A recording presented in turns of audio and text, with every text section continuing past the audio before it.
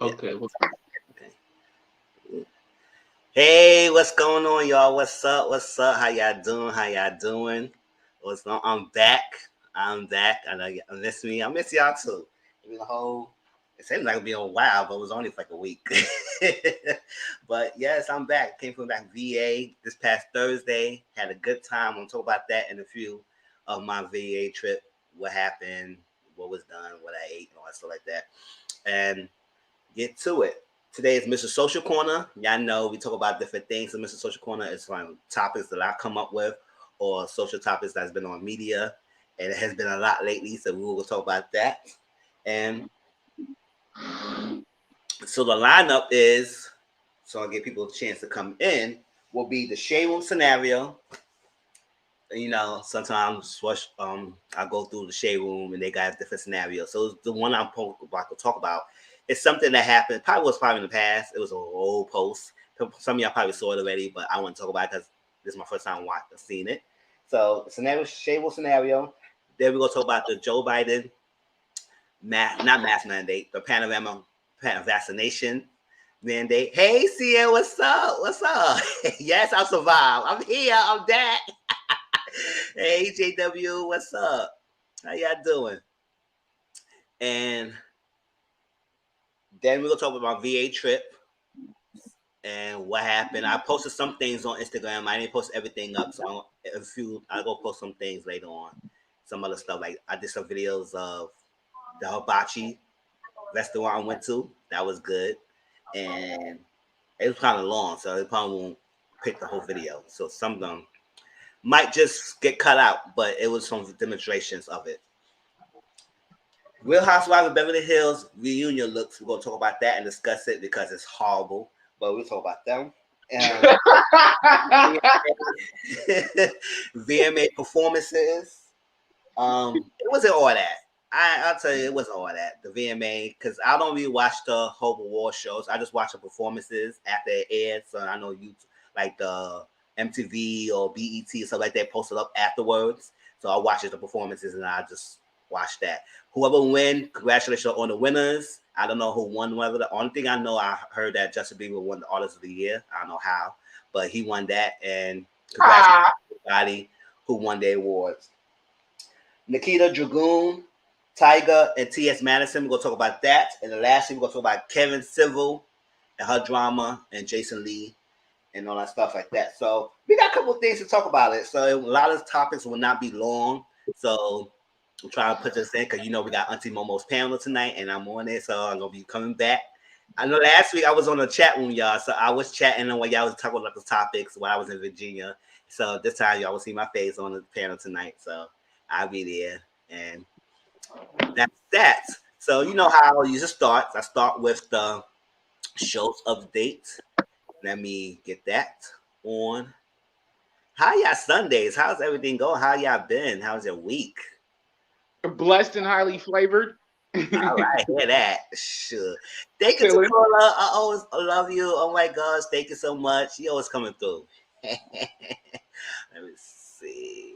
For the super sticker, thank you so much. All right. Let me see what else. Y'all see that? I know this. Y'all can see it. Let me put it bigger so I can see it. So, yeah, we can see it, bro. Yeah. We can see it. All right. See, here I'm watching this Candace me. Yes.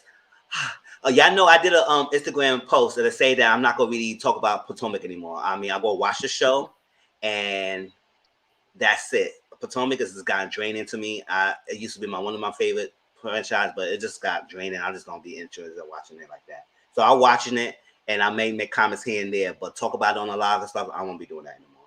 So, but next week we'll talk about Beverly Hills, and we'll talk about Salt Lake City. Nigga, them Salt Lake ladies are scandalous as hell. Yes, they too much. They too much. Yeah, but let's talk about them because they super scandalous. Yeah. So, Real Housewives of Potomac is coming on today, as well as Real Housewives of Salt Lake City. They come back to back. I didn't know that. I thought because sworn Salt Lake City was on Wednesday last year, but they put it back on. They put it on Sunday. So, bro, you know the ironic part about the Salt Lake City is because they're so holy than thou, Mm-hmm. but they do the most dirt. Yes, they do. That's all I want to know. I want to know if Jen Shaw thing gonna be aired out on the season. I don't think they say anything about that, but I hopefully it shows because baby, that lady, she was scamming people hard. Mm-hmm. For real. Talk about telemarketing. Yeah. Yeah.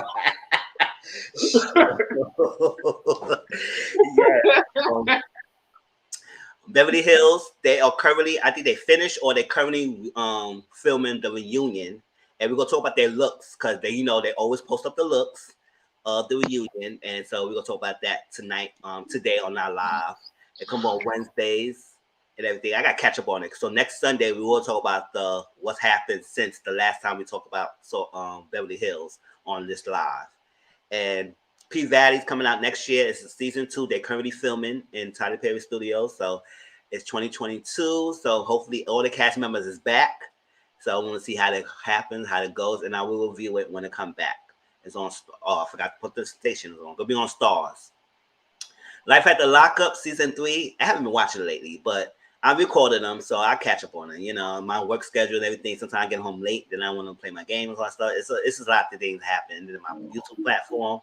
So if I had a better schedule, if I get home earlier, then I could be able to do more things. But since I got to work what I have. I like Love and Hip Hop Atlanta and Miami is on Mondays, and I record them. Haven't watched them lately either, so I catch up on them when I can. Married at First Sight Houston on Wednesdays. Lifetime. It's getting juicier. They're back from the what was it, honeymoon, so stuff is really flaring up. Couples, there's a lot of stress is happening, and couples get the reality of life after marital bliss of the honeymoon and marriage or the wedding or stuff. Now they deal with reality, and they got these 8 weeks to get it together before the decision day. So we'll see how that goes. Family Fiance, I watched that and I haven't been reviewing it, but I've been watching it. But it's good, y'all. It's on Saturdays. It's coming right after Love and Marriage. Oh, before. I think coming after. And it's based on a family who got engaged, and then they bring their 2 families to the side, and they had 3 days to work out any issues they have, and then they say they get their family blessing at the end of the ceremony, and based on the blessings, they decide they want to stay together, call up the engagement and still be together, or just split together, or wait. So it's good. Family, Love and Marriage Huntsville. We'll talk about that next week, and I have been watching it, so we'll talk about that next week on Sunday. And Miss Pat's show, everybody said that it's funny, so I haven't watched it yet. If y'all didn't, please watch it on BET Plus. They have been renewed for season 2. Congratulations to everyone of the cast. Tammy Woman, she's on there. She played the sister of the main Miss Pat. She played the sister of Miss Pat. So congratulations. Oh, bro, have you watched the Zola movie? No, I didn't watch it yet. Okay, yeah, put that on your roster because T.S. Madison featured in the Zola movie. Yep, it's on. People say it's on Amazon Prime. I had Amazon Prime. Do you have to pay extra? Because I know some movies you have to pay extra. If I have to pay extra, I won't be watching it. Yeah, you do. You have to pay for like the exclusive releases, like I'll wait till it comes free included. Right, when it's free. Because I paid freaking that subscription like $100 a year. So if I'm paying that, they better include that in there. So for real. Let's see. All the Queen's Men BET Plus is on. It's 10 episodes. They put all the episodes there, so y'all can watch it. If y'all didn't watch it yet, y'all know that's one Eva Marcel. She's the main cast, and she's the main character in it. And the dancers, Bolo's in it, and all color of dancers is on that show. I didn't wait. Okay, let's responsibly. I didn't know it was about male strippers. I mean, the way I'm looking at it, I'm like, I might just have to watch this for the eye candy. You know what I'm saying? Yes. Yeah. So what I'm gonna do, y'all, since I was out last week, so tomorrow we're gonna do a watch along for the first 2 episodes of All the Queen's Men on my Instagram. So around 8:00 p.m. Eastern and 8 and probably 9. So I'll do the first episode and then cut it off and do the second episode, and we're gonna do a watch along and talk about it. So we could be all ready to talk about it on my next live next Sunday. We'll talk about All the Queen's Men, the first 2 episodes. So tomorrow, catch my Instagram. If y'all don't have my Instagram, moderators, y'all can please put it up there. And also my Twitter down here. it shows my Instagram name. Please follow me on Instagram, and y'all can be catch the watch along. So if y'all don't have BET Plus, that's my way to show for us to watch it all together. So we'll do that tomorrow on Instagram and talk about that on my live that's next Sunday. And give first impressions, how you feel about it, what you think about it. Do you don't like it? Would you do like it? Is it whack? Whatever. It's free reigns to talk about it next Sunday. Ready to Love season 5 is on OWN. It's coming out. It's on DC this year. So they did Texas, they did Houston, Texas, all that stuff, and now it's gonna be in DC. And they did a trailer, and I didn't post it up yet. I liked it, so maybe next time I share the trailer of DC season 5. Ready to Love. Insecure, the last season is on HBO/HBO Max, October 24th. You know, I reviewed that show. I tried watching it, but I didn't hold my attention either. AW. I tried watching it, hold my attention. That's okay. We're gonna do it tomorrow, and we'll see. It wasn't entertaining enough. But I tried. And if it's not good, then we will talk about it. So, and Insecure, last season, Issa Rae, she does that, Issa Rae, Molly, that stuff. And y'all know I reviewed that show. So the last season's coming out. Hopefully they can at least give us 10 or 15 episodes since the last season. Shoot, wait a whole freaking year before the new season come out. For real. Line. I do remember, but still, it's like, gosh, you make people forget. So, and then we had to go back and watch it so we can catch up and remember, fresh our memory. I ain't doing that. I watch my reviews. Our Kinds of People, y'all know that's one of my most anticipated show, that in Queens. And Our Kinds of People is airing this Tuesday on Fox. Catch it, y'all. I think about I'll come home early on Wednesday.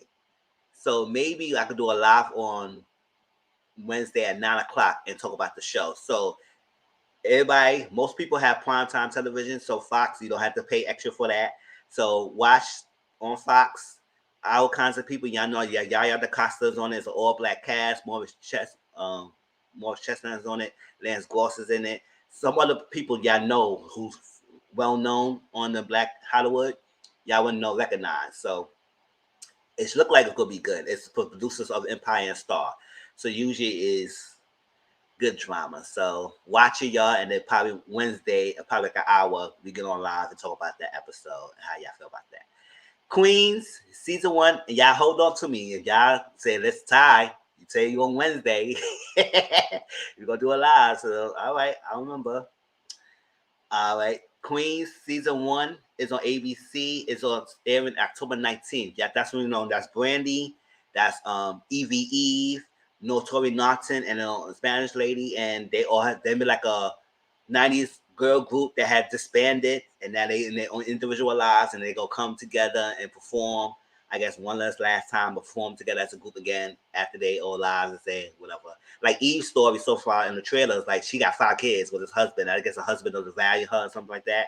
And like, you should be going back on the stage. She said, listen, I was doing all this for years for you, and now it's my time. I'm going back on stage. So I said, all right, you better go, Eve. You better tell him something. And I did Brandy. What's her character? I forgot. I forgot what Brandy's characters are. They did show little snippets of each day's storylines of what's happening. Notori Norton, Brandy, Eve, and another lady, and it's a Spanish I don't know the Latina lady's name. Yeah. Yep. So it's in October. So when that comes, y'all know I'll go review it. And y'all know one of my favorite shows on Netflix called The Circle. I'll put it on Instagram that it was airing back on. It's on Netflix now, and I think it's on episode. I think 4 episodes. I think this Wednesday gonna be the next episodes up to 5 or 8, and it's good. It's good. It's a lot of twists and turns. It's the American Circle or the Brazilian one? No, the American one. The American season 3. Because I know they had the Brazilian one, they had the French one, but I don't think they got season 2 or 3 of them like that. There was only one season. But the American one that had 3rd season, and y'all know my Joey won the 1st season, Delisa won the 2nd season. So we want to see who will join the winner circles in the 3rd season. and it's good. It's a social experiment show based on.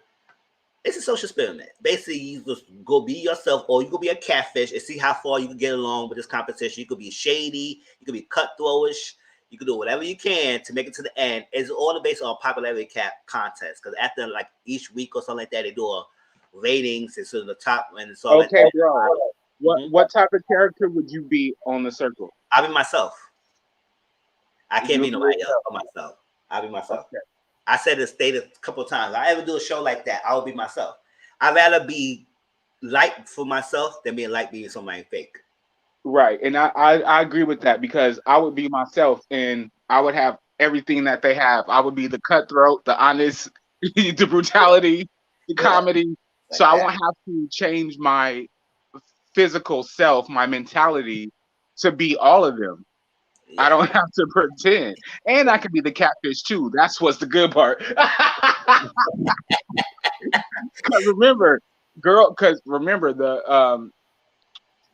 Because remember it's a psychological test, the circle, the show. So how you perceive people, okay?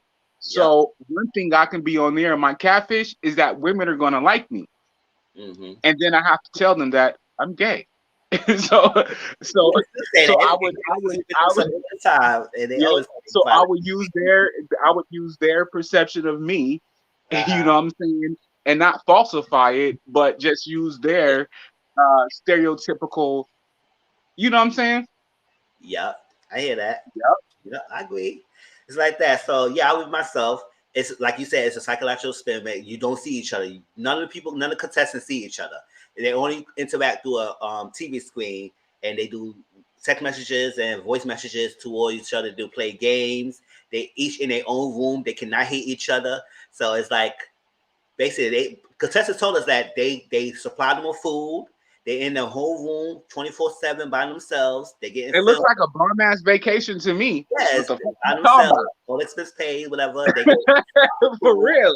And they had to do their own cooking. They say they don't prepare the moves. They don't prepare the food. They say the contestants give them a list of food they want.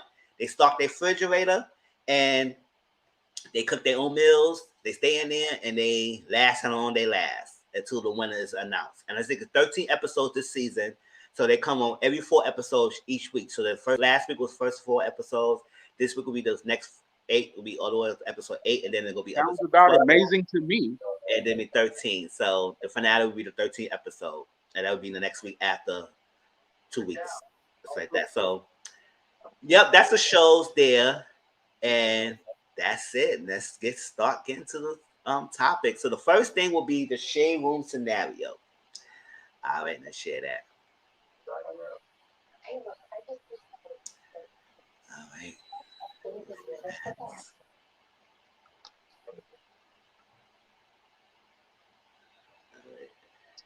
Okay, that facial came out good, looking clean. Yeah, right. I love to be on the circle. No one bothering me. Yes, I see him. Yeah, nobody bother you in your own by yourself. You just gotta play the game, and that's it. And you gotta play how you play it. Who wouldn't want that? I mean, anybody, like people with children, like the whole time being by yourself, the comfort, playing the game. Come on now, get out of here. And sometimes people not always hit you up and stuff like that. So we'll see how it goes. All right, so that's the 1854. That's like that. I gotta write the timestamps. Y'all know you wondering why I write the timestamp, because every videos of my live stuff I do the timestamp. So if people want to go to a particular section, they can click on the timestamp. All right, so shade room scenario. Let me see if I can read that. Yeah, I can read it. Friends. So I'm trying to plan a trip with my friend to Jamaica in 2 to 3 weeks. She has a credit for a flight she canceled, so she doesn't have to come out of pocket for that. My dad is paying for my flight as a birthday gift. She wants me to pay more for the Airbnb because I'm technically not paying for my flight. What the F? What? Am I tripping? It doesn't matter who's paying for my flight. If you're staying with someone, then you should pay your portion. She wants me to pay the majority of the cost because my flight is free. She wants our expenses to be even. Plus, we had to get a rental and split the cost for gas. I feel like she will get out of here. She will get out there and pretend to not have money. She just don't know that I will leave her. I don't have kids. I'm not taking care of anyone but myself. Am I wrong? Sorry. Okay. First of Okay, all, hey, don't worry, boo. When you get a chance, you can come in. All right, she yes. should wait, bro. She should have left this shit off social media. First off, and then another thing is, don't be having no jealous ass friends. Oh, yeah. Because if your dad is paying, okay, if her dad is footing the bill, most likely, if that's your real friend, she'll cover your whole cost.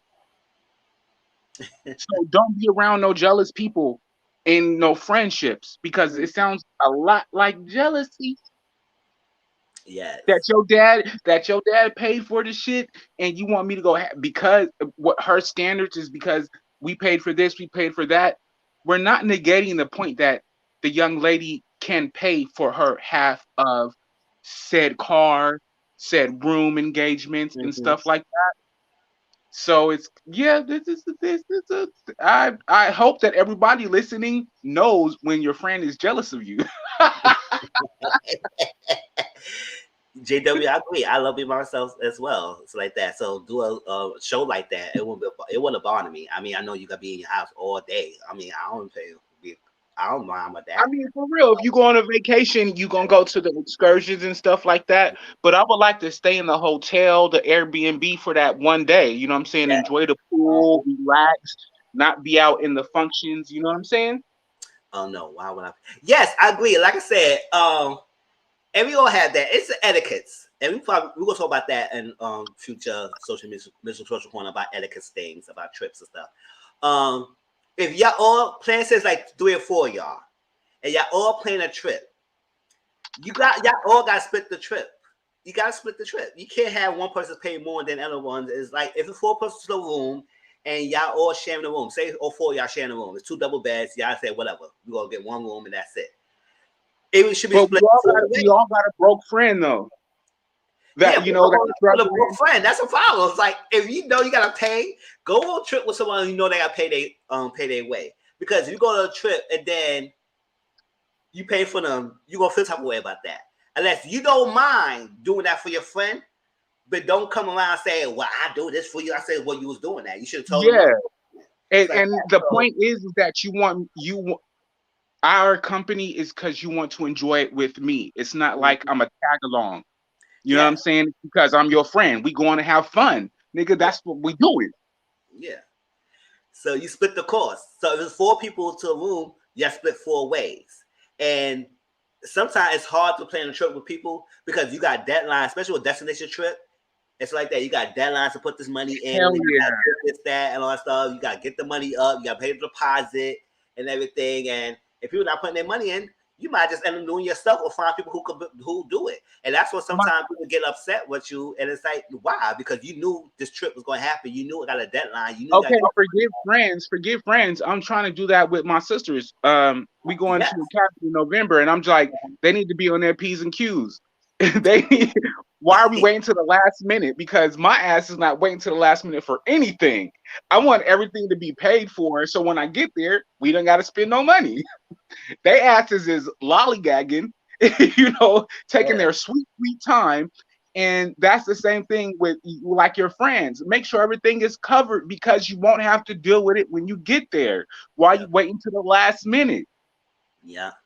For real. These are facts. Yes. Okay, anybody in the chat that's listening to me, these are facts because everybody doesn't lollygag. Everybody isn't, come on. For You real. want this shit to be prepared for when you get there. You can enjoy yourself in excursions and stuff. You ain't got to be like, bitch, you got your money. Bitch, you got your car. Bitch, no, Yeah. nigga, I'm here to have fun. I'm not trying to keep up with you. Nigga, these are facts.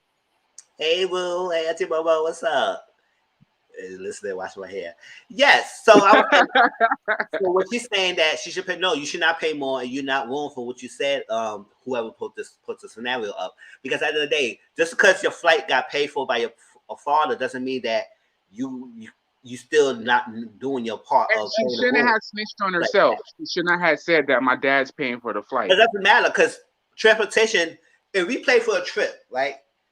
Usually your own cost is your transportation. Everything else is split. So you gotta pay Right? how you want to get there. So if you're going to somewhere, let's do Virginia for example. I went to Virginia recently, and I have a group of people. How you get there is your own expense. That's not Right. split between everybody else. So whoever Right. pays for you, whether it's your father, your mother, yourself, you get there on your own expense. Everything Right. else is split. So for her to say, And bro, you make sure you got that return ticket, that return trip. Because if anybody pop off, you getting back home safely. yes.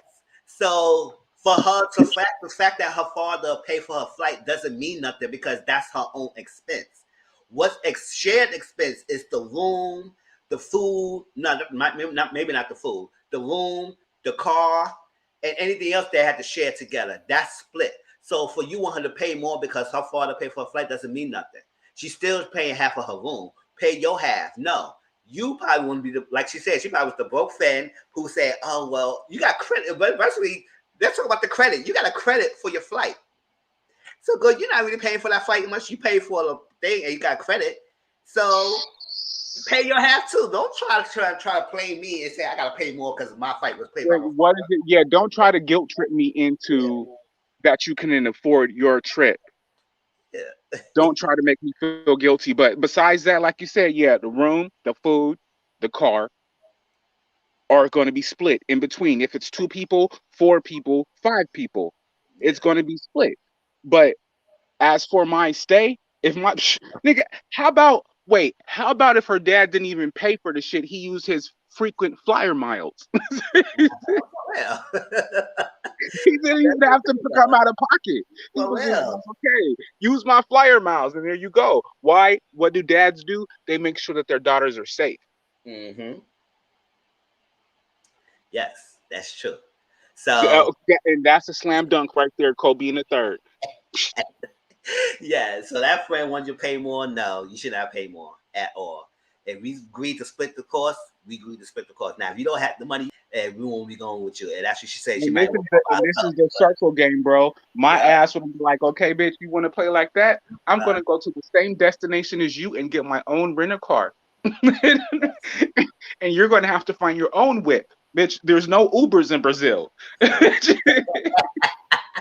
and that's why if you go with a group of people, because when you go by yourself, it's expensive. So when you go with a group of people, that's why y'all split the cost because it's a shared cost. It will be not as much expensive if you would do it by yourself.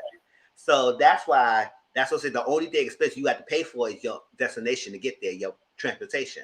Other than else, it's shared cost besides the food. Maybe because you might sometimes people don't want to split the cost of the food. They want to get their own separate bills. That's fine. You want to pay your own bills? Fine. That is what it is. But the room, all that stuff, no, it's shared cost. So if you can't put up your half of it, if it's two, Another thing, another thing is these are females, and we know that a lot of females do stuff like us as men we can't. Like they'll get like the queen size bed and share the bed, knowing they need double occupancy. But we can't do that. We gonna need the both queen size beds. But women will do that to be like, okay, yeah, we're gonna share everything. Yeah, one queen size bed, it's affordable. listen, I've been on trips before, camp trips and stuff like that, where I share the bed with other people. Share. It doesn't matter. The room is room. Because at Nigga, the I'm end a of the day, married man. I ain't sharing no like, bed with no like grown ass man. it'd be good to have your own bed, but I share with bed with other people. Sure, it's not no different when you was younger. You got to share a bed. So what's the point? The last time I shared a bed with my best friend, I kicked him out the bed because he turned over and his elbow touched me. And I was like, nigga, you touched me like that. It's like, this is. Unless you got a wild sleeper, then that's a different story. But I'm not a wild sleeper, so I can sleep on one spot, and that one spot. Like if I share a bed with someone, like you will not catch me touching you unless you want to cuddle. But none of that. I sleep my own. Yeah, dead ass. His elbow touched me, and I kicked him out the bed because it's like this is inappropriate. Sure. So we split and we had to share a bed. I don't mind like that. I'm not that type of bougie person. Oh, I need to have my own bed. No, whatever. It's a one-time thing. Whatever. That's what it is. You in your own side and my own side, and that's it. everything. Yeah. Now we don't take no showers together. That's a different story. We ain't doing all that. And another thing is that I'm not that I'm a sedity bitch, but I ain't got no problem with sleeping on the floor. I know how to make a pallet. Everybody knows what a pallet is. How you line up the bed. You can't be everybody from the hood know what a pallet is. So I ain't got no problem with sleeping on the motherfucking floor. So come on now. If you black, you know what a pallet is. Get out of here. Yeah, so the lady, you're not wrong. She act like she probably wanted you to spend more of your money, and she don't want to spend her money. So no, what CM said, make a Venmo. I said, listen, I don't have Cash App. So if you ever Cash App, no, you ain't getting none of that. If you don't have Quick Zelle Pay, which is something good, and you do your bank, then we not doing none of that stuff. So wait, as an adult, responsibly, you can pay your portion. If you that's what I'm saying. So if you want to have an app, everybody put their money in, and that's how it is. You pay the trip. Or say you can't go. It's nothing wrong with saying I don't want to go. I don't want to do this. Yeah. There's nothing wrong with that. I can't afford it. There's nothing wrong with that. Come on, black people. Sure, but girl, next time choose a friend that you know that you're able to pay for. That's it. And be pissed off that your daddy paid for your ticket. Yeah, like I said, girl, don't worry about who I pay for my thing. That's my own expense. That's my own responsibility. And wait, you gotta be responsible because the girl snitched on herself. Don't tell nobody that your daddy paid for the fucking ticket. That's not even a matter. That's not even the case in this scenario. Yes, you might have told her, but at the same time, yes, maybe she said that, but at the same time, whether I told her or not, that's my own responsibility. That's not something you have to worry about. True. That's not you have to worry about. There's a lot of variables to it. Yeah. One variable, not much. Because we both agree, when you're going on a trip, your main responsibility is your own transportation. That's not shared with everybody else. So don't worry about who paid for my flight, who paid for my train ride, who paid for my bus ride, who paid for my car just ride. Like, okay, bro, it's like if everybody books the flight and everybody's going on the same flight, one person, everybody's in coach, and you go to business class. Yeah. We're on the same flight. Yeah, we're on the same flight. So don't worry about who paid for my thing. You need to worry about if I'm able to pay for the shared expenses. That's the issue there. This was how she was trying to come with. Because she trying to say, oh, your dad paid your flight, you should pay more. No. We agree the room is shared. We split the cost, no matter how I got here or not. So, and again, jealousy, that's not your real friend, because if you're going to a whole nother city, a whole nother country with your friend, you want to be in a safe environment with said friend. You don't want nobody looking over your corner like pocket checking you. You know what I'm saying? What you got in your wallet. That's what she was doing. Oh, you didn't pay for the flight, so you should pay more for the room. No. You act like you had the money, so you try to trick me about my flight. Exactly. You say, okay, no, exactly. It's a shared trip.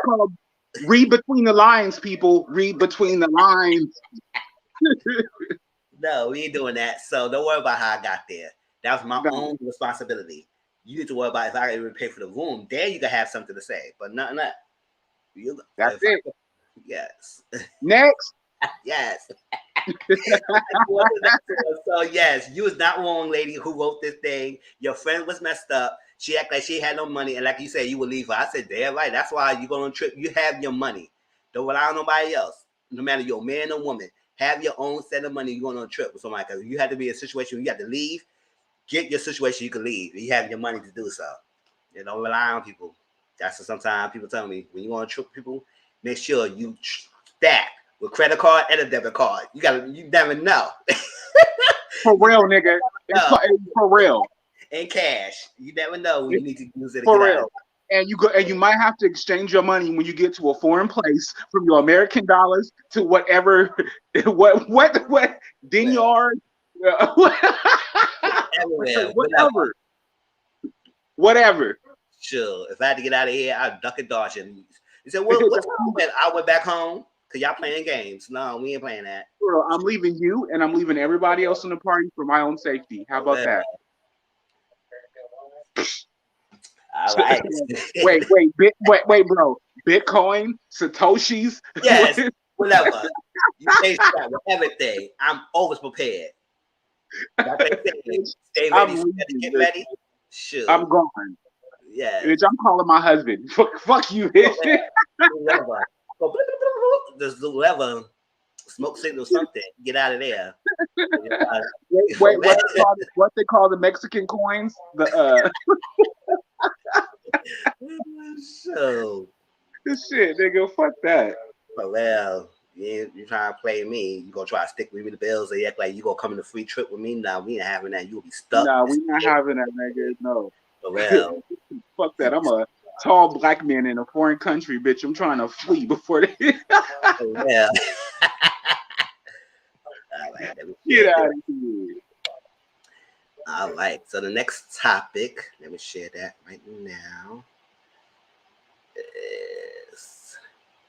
So, Chad, how y'all feel about this? How y'all feel? Do y'all in a situation when y'all have people who try to renege on a trip or something like that? Do you like to say whatever you go on a trip by yourself? Because usually that's what I do. I go on a trip by myself. I can't rely on people sometimes, especially people who know. I told you, like when my best friend want to go somewhere foreign, he'll put the room out, whatever. You know what I'm saying? Pay for the room, the excursion, and anything elsewhere. I would, help with. But the whole point is going with your friends to have fun, not to be like, you got to pay for this. It's because you want somebody there, that camaraderie, you want that fun, that two safe places. You know what I'm saying? So for her to actually tell her to pay more is, to my first point, is a jealousy situation. Because if I had the means to pay for myself and my friend, and I want to have fun, I would do so. Well, that's it. All right. Y'all want to know what Tracy said she's doing something. She's working on assignments with her son. So her son's at college. So, it's always the one broke friend that accuses. Yeah, right, Tracy, right? You see, it's always that one friend who has no money had caused all the issues, especially when you go to restaurants and they had the whole hell drop, all hell over the bill, and y'all all agreed to split the bill. And they try to pick every item they bought. I said, and usually they want to. It's like this is a very simple equation. It's like if you buy a bottle for the table, I'm not going to drink the whole bottle by myself. I'm going to share it with said people at the table. But I purchased the bottle. Well, that is all right, y'all. I'm not going to say you can't drink it. What the mean girl logic is this? 37, 42. All right. Joe Biden's mandate. So I know a lot of us is following the news and stuff like that. Every now and then I catches it. But usually when this panorama stuff that's happening and Joe Biden with his messages and stuff like that, I tune into it because it may affect all of us. Because it affects all of us anyway, the whole country stuff. So he mentioned then how both hoes don't deserve a vacay. I know that's right. Both hoes don't deserve a vacay. I know that's right. They don't. They don't at all. All right. So a part of President Biden Panorama Action Plan. Usually, I said Panorama because sometimes people say it's like that. OSHA will develop a rule stating that all employers with 100+ employees will be required to mandate vaccines or get weekly negative COVID Panorama tests.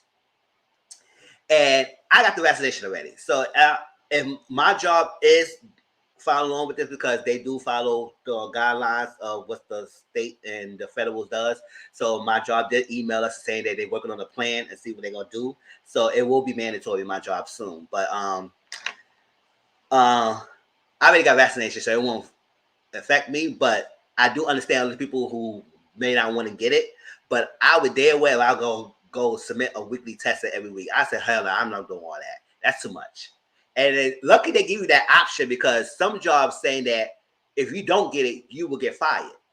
So I said, no, I got bills to pay. I got stuff like that. It's so strenuous to get the COVID test. They put that shit all the way up your nose into the back of your throat. Yes. And weekly to do that, that's a lot. And they got exceptions, right? The Congress, their employees, and really? Oh, let's not forget religious beliefs. So there's exceptions. So come on now. Yes.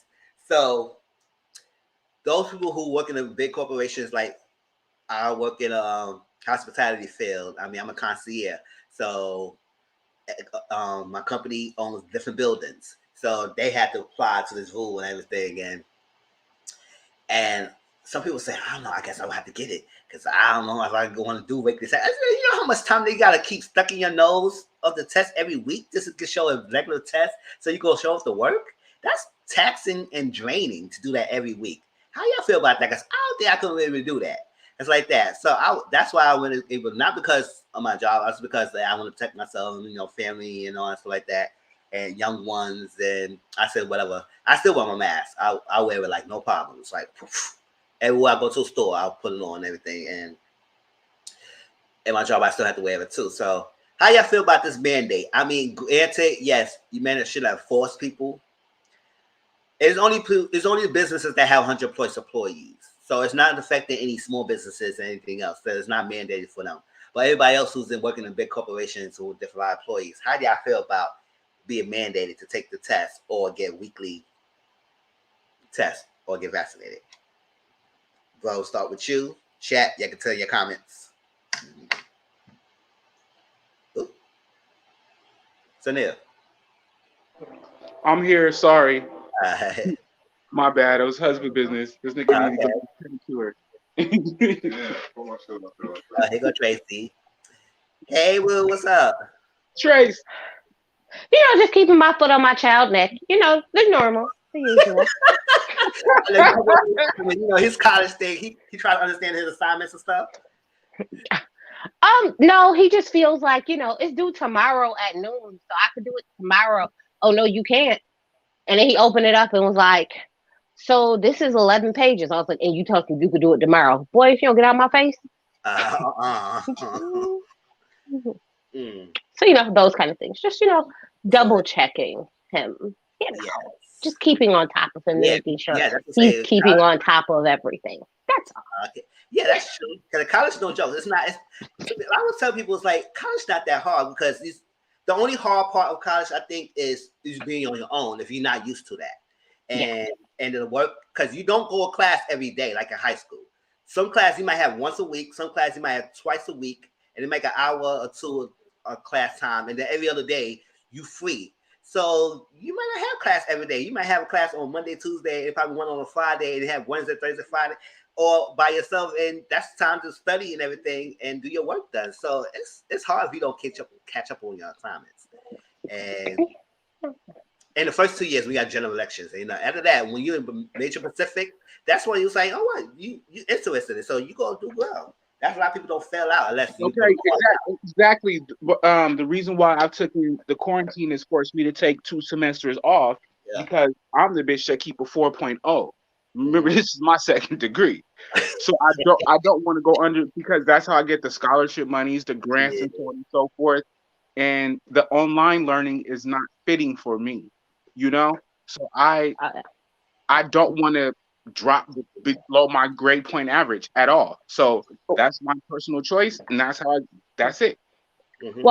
Well, so he attends a private university, so I pay out my behind. But their their COVID regulations are stiff. So you had to get vaccinated. They was like, we don't care. It was like, we don't care. Okay, you can choose not to go here. That's fine with us too. And you have to wear a mask, or we'll just let you go. We'll let you go about your business. So as he said, people have been kicked out of the dorms. People have been kicked out of classes. People have left. People have been removed from college because their rules are very strict. Like they're like, yes, and yeah, that's great. Let's talk and they don't get a refund. Let's talk about the dropout rate. And no refund. Wow. And no refund. Oh yeah, and no refund. So again, it's one of those things where you knew what you were getting into before, like when they sent him his thing saying like, congratulations, you've been accepted. This is great. Before you send your deposit, here are our rules and COVID restrictions. Please verify that you understand that these are the rules you must follow before you send us your deposit. So it wasn't like it was hidden. Oh no, they made it like crystal clear, black and white. And they do COVID testing weekly.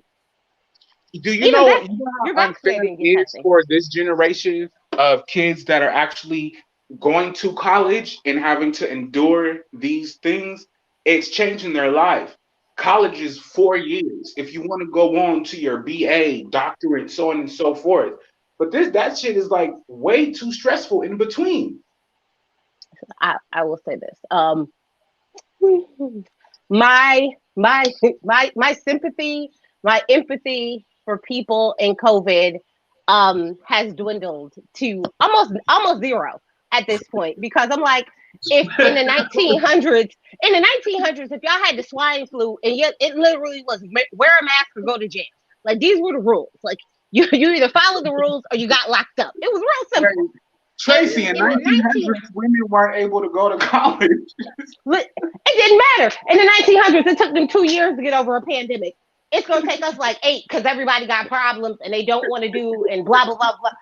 Oh, whatever. Who cares? Where no, So I have no sympathy anymore. Like, my strong sympathy and arms. They empathy is don't trust gone. the government. We can't. That's I American. don't care about that. Listen, that's great. But please explain to me how somebody in the 1900s was smarter than people who were in college and got master's degrees now. If they were smart enough back then to know, okay, I wear a mask, we stay distant, this will go away. Oh, we'll give it 6 months, it'll go away. I don't understand. So the college degree now makes you smarter? Get the hell out of here. Get out of here. Get out of here. Because in the I have no sympathy. 1900s, they weren't paying. None. They weren't paying for dorm fees. They weren't having to get tested every fucking week. Exactly. The 1900s was real simple. It was wear a mask, social distance, or go to jail. Those were your options. You could do what you wanted to in jail. Like, in jail, it was real simple. So I don't understand how. You know they're gonna apply that. They're gonna put. But no, in but that's the thing. That was the law back then. Like, that's what the law said. You either followed these guidelines or you went to jail. That was your option. It wasn't no, and it was no different. It was still the land of the free and the home of the brave and everything else. And the Constitution was still in play. Nothing has changed about our constitutional rights. Mm-hmm. So how is it that in 1900s it was real simple? It was do what you're supposed to do for the betterment of us, or go to jail. It's real simple. Right is that women are allowed to have the right of education as Black. So that's what changed within. No, it didn't change. It didn't change at all. So your ability to get educated. Okay, so let me go with this. If you went to, okay, so here's also where I tell people, if you went to a public school, you have nothing to tell me about a vaccine because you got vaccinated. You got vaccinated for everything. You got vaccinated in your school sometime. If you went to public school, you are no. Don't say nothing to me about, oh, I don't want to get vaccinated. Because if you could tell me what's in the chicken pox shot, if you could tell me what's in there, then maybe we could talk. But if you got all the other shots and immunizations that we all got, and now all of a sudden, oh, kiss my foot. So let me make sure I understand this real good. We as a society have evolved to where things that used to take us years now takes us weeks or days to do. But the only thing that shouldn't have evolved, like, are you kidding me? Like, are you kidding me? No, absolutely not. Let's rewind this back. The COVID conversation is too deep because nobody's wrong in their debate about it, but everybody's not wanting to, But this is also why people don't have. This is where the lack of sympathy and empathy comes from, because we are now almost 2 years into something that, had we been like other countries, our rates would have been zero next to none. So I understand saying, oh yeah, we got rights, we got freedoms. Okay, Belgium has freedoms. And guess what their rates are? Like 3%. So I can't rationally wrap my mind around this or that. Okay, we have to look at the logics of it. Americans' health system our health system is trash. Yeah, it is. It definitely is. Trash. And if you're on a ventilator, it's even more trash. Yeah, and not to mention that we run less trash. America runs off of people going out, off of people participating in neighborhoods, going to the club, going to the restaurant, going to the movies. That's Americans, That's So their, does that's how they're so does built. other tourist driven countries. Other Yeah, countries but are 100% okay, tourist driven. but the So yeah, tourist-driven countries shut their shit down. You couldn't even go correct. to the Leaning Tower of Pisa. You That's couldn't right. even go to the Eiffel Yep. Tower. Uh-huh. But They shut it America down is and over now they're here. back open and like it never But America happened. is opening up fucking clubs and strip clubs for that money driven that runs the Yeah. community. But again, was it money driven that run the community when it wasn't like they weren't giving out money hand over fist during this pandemic? Because there are people who I could tell you for sure. I was like, why am I working so hard? I should just quit my For real, job I wish out the because pandemic that I would have Because had Sally unemployment. Sue over here is making bank in Bang. unemployment and I wish I food would have had stamps and everything else. what did So my job do? again, Tell you you can work from home automatically. listen, I will say this. When it comes to Biden and all federal government employees need to get vaccinated, my job has made it very clear that before Biden came out with this, my job was like, oh, that's cool. That's great. So you're getting vaccinated, or we're going to call it job abandonment as of October 1st. But you can't come back here. So my job, and I mean, I work for a pretty big payroll company. I mean, we're in like 49 of the 50 states. So All it's right, not like it's a little thing. This is another Like part of my argument. they said, real simple. This is not a part of my argument. Okay. How are you going to mandate everybody to get the vaccine? Okay. But via your religious beliefs, you don't have to get the vaccine. You also don't have to work at this company. Working there is a choice. Like it's not. You're not. They can't say like, "Oh my gosh." Yeah. No, you can go someplace else and work. They would have to subject themselves to the weekly testing then if they want. No. Oh, see, my job doesn't do weekly testing. They said you're getting a vaccine. Period. There's no. They're not giving another option. Their option is simple. If you don't want to comply with this, then you are within your right to go find another job. To do that. They had the right to make that decision. So yeah. Yeah, you have the right to go find another job.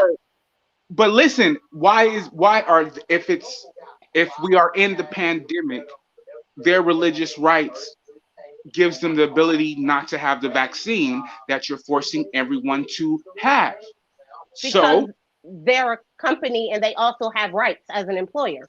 So your rights personally, but why does someone else's rights then mean that?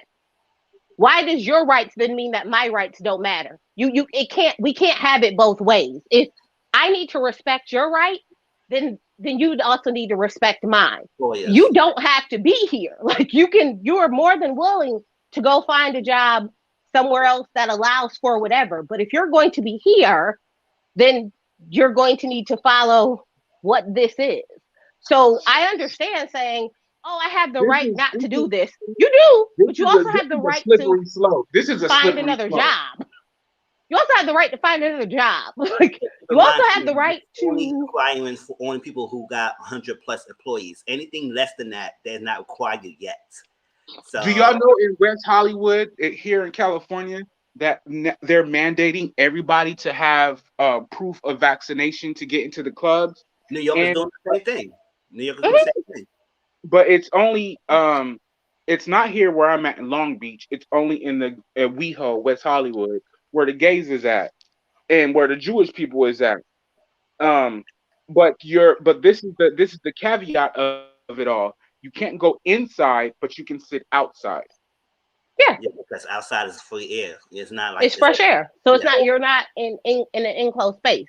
I tell people all the time, you have the right to do whatever you want to do, but then you also can't be mad when someone else when they extend their rights. When they're like, I'm within my right to do this. If it doesn't work for you, then I think maybe you should split ways and find a caveat or an avenue of something that works for you. Or how about just wear your fucking mask? Respect yourself and respect others. Listen, look, just wear the fucking mask.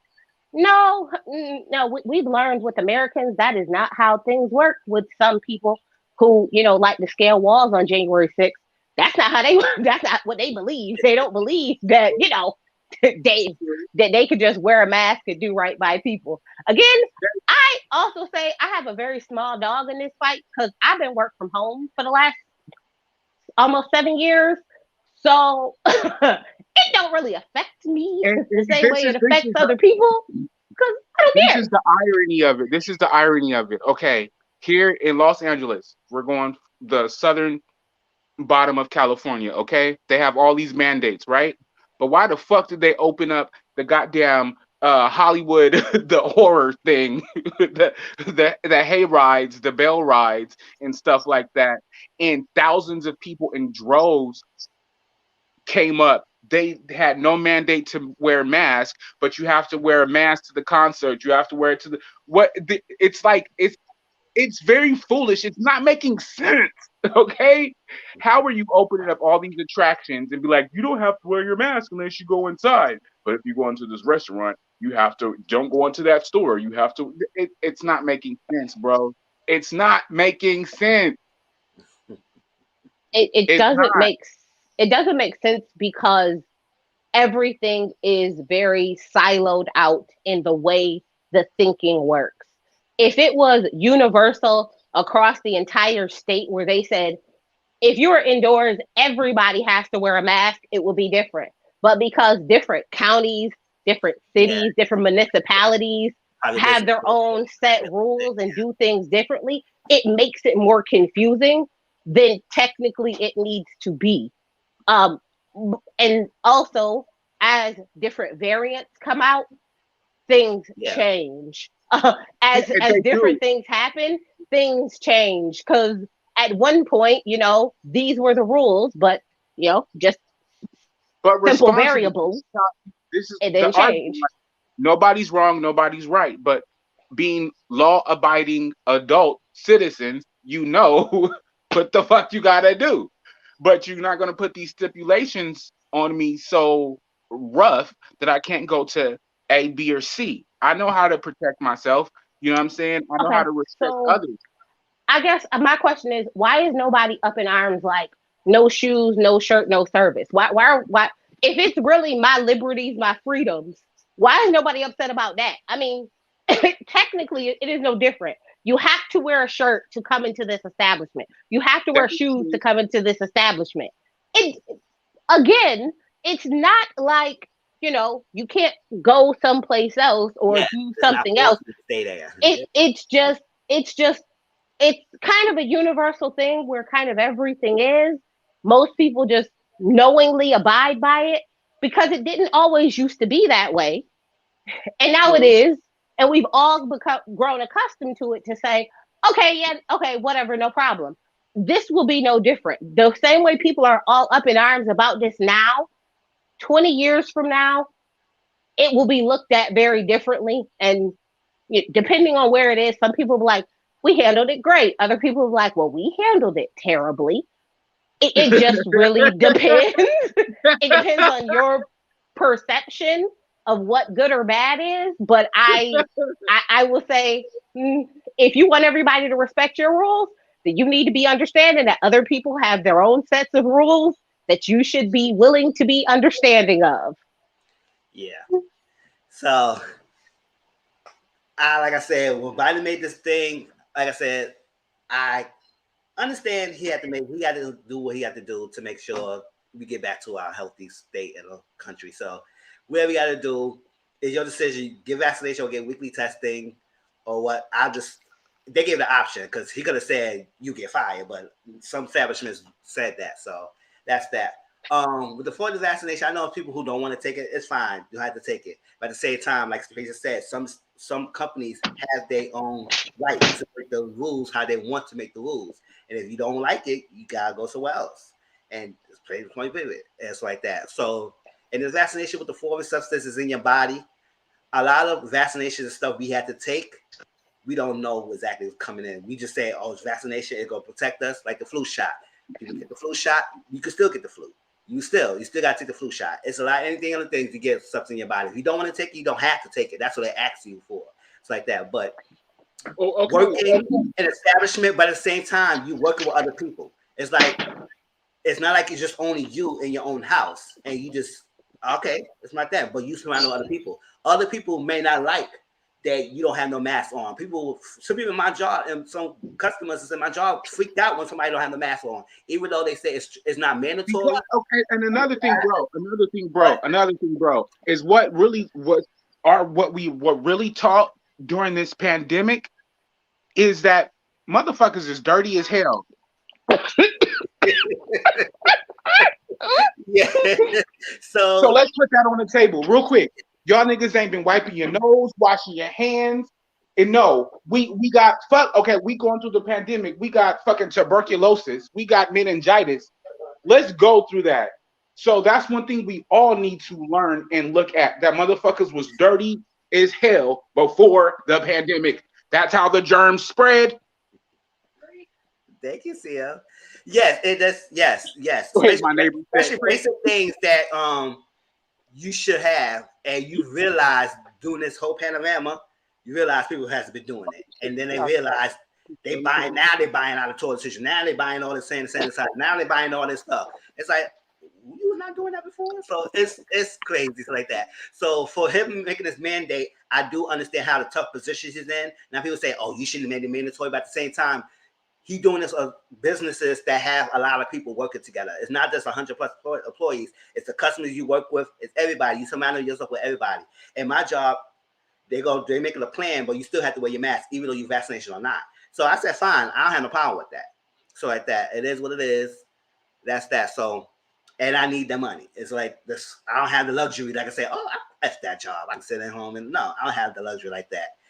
But I do have the luxury to say, no, I'm not susceptible to this thing. I could go find someone else, like Tracy said, who don't have that strict rules. So you still have your liberty here, but at the same time, you still got to follow stuff like establishing stores. Some establishments require you to have the mask go inside, no matter if you're vaccinated or not. Some establishments require you to show your vaccination. If you don't want to go do that, you could go to another one, two doors down, and they don't have that requirement. So it's all about you just gotta just go with the flow and just do with it. So no, like I say, these businesses have to subject to it. And like I said, any small businesses is not affected by this rule. It's only the large businesses that have a large employees thing, which I do understand because you surrounded by a lot of people. And now these kids standing in the sink for TikTok club. See him? Listen.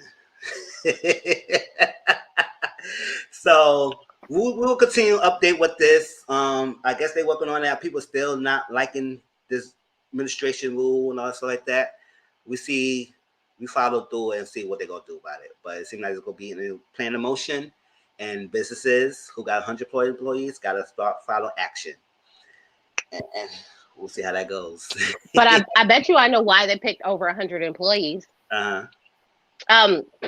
Because the way like federal health insurance works, and you have to offer insurance if you have over 100 employees, and employees works X amount of time. So like because that rule is put in place, employers are having to offer more people insurance, and insurance premiums have been like extra high. Like they've been extra high because of the amount of people needing to be in the healthcare system for long stints of time. So I bet you that's why they're like, oh no, we're going to have to try and help out as much we can, because at some point the cost of healthcare is going to drastically increase for all of us because of COVID and the strain that it's put on the healthcare system. Because of the strain it's put on the healthcare system. Like, not take vaccinations out of it. Yeah, take vaccinations out of it. It's the number of people who are being admitted to the hospital for 30, 60, 90 days. The insurance are then needing to eat premiums like they've never ate premiums, eat charges like they never ate charges. The way that they're going to try and recruit some of that is the cost of healthcare to your employers are going to have to go up if you're not putting in rules or putting in mandates to try and help people not to be on ventilators and sickness for long stints of time. So it's a double-edged sword. Yeah, they're going to have to restructure the healthcare system. One, okay. After this should be a lesson. Just like I said, people being dirty. That's a lesson for us as well. And we also have to look at a lot of medical workers are mandated to take the vaccine, but some of them are willing to quit their jobs because they don't want to take the vaccine. So we have to look at it from that that angle. Why are you went to medical school, you did all that, they know a little bit something that we don't know, that they're like, no, we're not taking the vaccine, and they're willing to lose their job, they're quitting. So that's a logical step we have to look at. Come on now. Yeah, but it's a choice. Like I said, it's a choice. Like everybody said, it's a freedom choice. So they decided to quit their job because they don't want to step to the required mandate. Then I don't need to see you on TikTok or Instagram crying about not having a job. Not for making that choice. They didn't want to. They did all that, but you got to understand. You made the decision to treat other people. So you surround about 100 people every day. So yeah, with different diseases, when I wear my mask, vaccination, that's what I'm saying. It's your choice. But at the same time, the employees have the choice to do what they have to do. And if you don't want to work there, man, these America. It's a lot. America. It's a choice. So nobody put a gun to your head and say, you gotta stay here. No. It's your choice. You made this mandate, you made this requirement, or you'll follow or not. True. This is why this is a sketch. This is that's how we go. Nobody's wrong. Nobody's go away, but we can't have this go away if people not want to follow things. Like I said, like Tracy said, back in the day, somebody in my job said that before. Like when the swine flu came out, people was following that, and that thing lasted not that long and just went away. So I don't know what happened now. We got too many variants now. Yeah, well.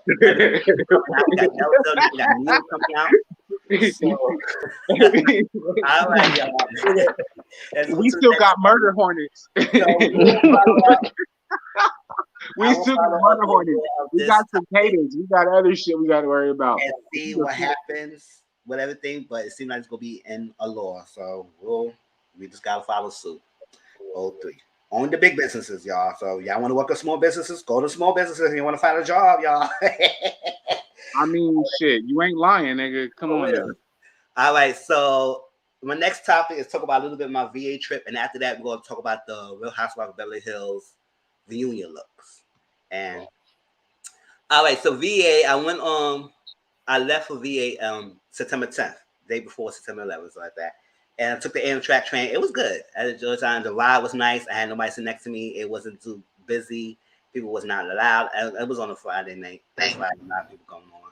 So it was there. I got there. We had a good time. She lived in Bremerton, Virginia, the northern part of Virginia. So it's not like the southern part and everything. So it was more like clean. The air was fresh. The weather was nice. Everything. I saw like a lot of townhouses and condos. I mean, I don't know. It looked like it was freaking money. And I said, it looked like you do have to live money to work over here. And she said, yes, the quality of living in Virginia is different. Is a little bit more expensive than New York, which I thought it would be cheaper. But she said, no, it's expensive in New York. Like a lot of the utilities is not included in their rent. Like in New York, most of your utilities is included. Like in my apartment right now, I got heat, hot water included. I just got to pay electric separate. Her freaking estimate was $1,400 and no utilities included. You still got to pay the water, the gas, electric, all that stuff. And yeah, she had to pay all that. What's their property tax look like? I asked all that specifics. I don't know, because I'll say if I ever went to live in Virginia, because I remember I told you, I said if I wanted to move out of New York, I don't know where I would live at. I could see myself in Virginia, but then again, I would say, damn, it's like that. Because it's nice and fresh. You have the car living, I know the part and everything, but it's not too far. You're not like you got to drive miles or far away to go to Costco's or something like that, or thing. It's still distance, but you still need a car. I said I could drive. I just don't have a car yet, so it wouldn't be that much a factor. But that's cost of living up there is it's something. But it's you know what? Yes. You know, there's a give and toe, like where you said you will need a car to be in Virginia, right? Like here in California, the price of living is a lot, but I don't need a car.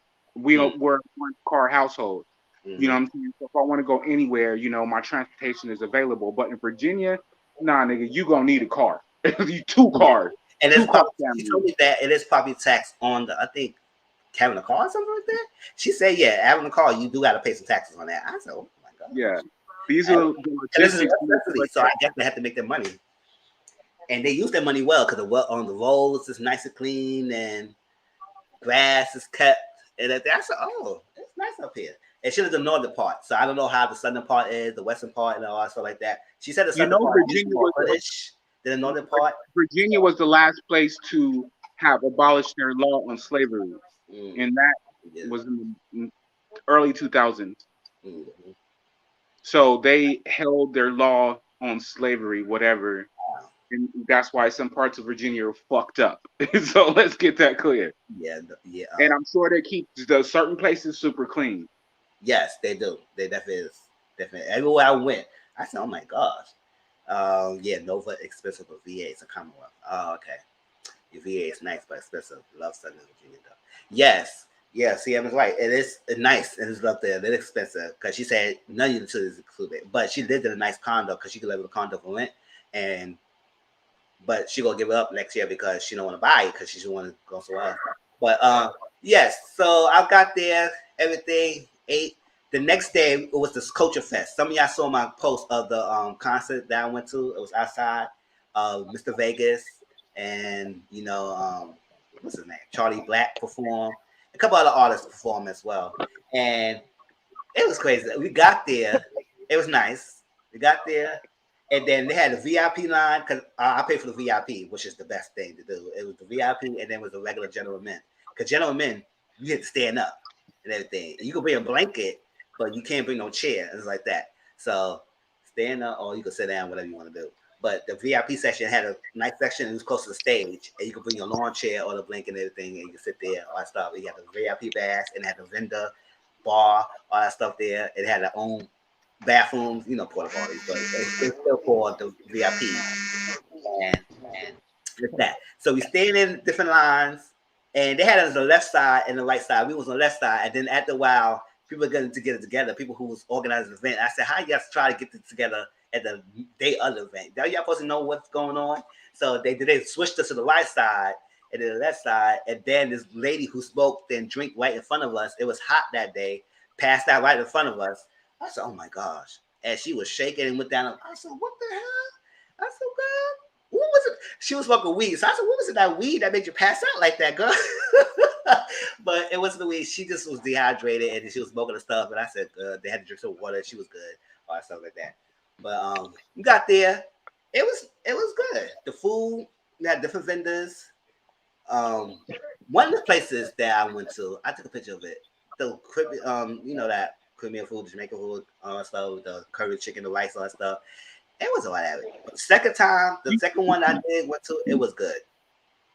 One thing, bro, during this quarantine, because I'm a frugal bitch. I'm a thrift shopping asshole. Okay? But listen, this quarantine has put me, like you said, the VIP. Before I would have no expectations to pay for the VIP. Because it's just that small room there in the restaurant, the club, so on and so forth. But now I'd rather pay for the VIP to stay away from motherfuckers so I don't have to wear the mask. And never have a mask. I was not playing that. And then not to mention another thing is that I've been buying wholesale shit, like, because I'm a thrift shopping bitch, you know what I'm saying? Now I've been buying like places where I could go exclusively where people aren't readily all the time. You know what I'm saying? They've closed, a lot of businesses have closed, where I would go to get things. So now I'm forced to go to the fucking Nike store that I work for to get full fucking size 14 shoes that I would never actually pay full price for. Yeah. Well, I think I read it online. I think they had to pull Mizzle off of Mr. Vegas at the concert, but it's okay. I wasn't gonna tell nobody that you was up there acting a nut ball fool. Y'all, okay. Listen, I posted on my thing. I said it. I don't care what nobody said. I said Mr. Vegas was looking good. I said he had that shirt. He had y'all saw the video. He had a jacket on, and there was no t-shirt under it. And then I realized he took it off. I was dancing and shit, and I looked back on the stage. He took that shit off. I said, what the hell? Mizzle, was Oh, you so you was trying to stripping jump with Mr. the? Vegas. I got Oh, it. Okay. was you trying to jump the bone, Mizzle? What? Yes. Listen, he was looking good. I was like, and then I only missed him because my friend and I was walking, and then somebody walked behind and she said, "You missed Mr. Vegas was just putting on the lock." I said, "We just came for that lock." I wish you would have saw. Oh my God! Let me find out. You talking about the baby? Was that you? Look, you was in the parking lot. That's my boy, Mizzle. Yes, yes, Mizzle. Yes, I taught you right. Yes. Oh, sorry. Mizzle, did you get a feel, bro? Do you know what the circumference is like? Listen, I don't know. I couldn't, but not close enough to see him. So I took videos and all stuff. And he said, you know, I didn't take a video of that because one of my favorite songs, I'm gonna let disclaimer now. Yeah, if y'all come to your party, you have me in your party, y'all play this song, I will get hyped. Hot Walk from Mr. Vegas. That's one of my favorite. I get crazy over that song. And he played that song, I would dance and all that stuff like that. He played that for that long, but he did play Party Animal, he played the hits that we like, and Bucket and so I have a question. So did you see the print? That's what I'm trying to get at. Did you see the print? Did you see it? You put your gotta hands on it. She recording and dancing like that. I wasn't looking at her, but I was I couldn't look. I didn't look good. But it seemed y'all know I was when I was young.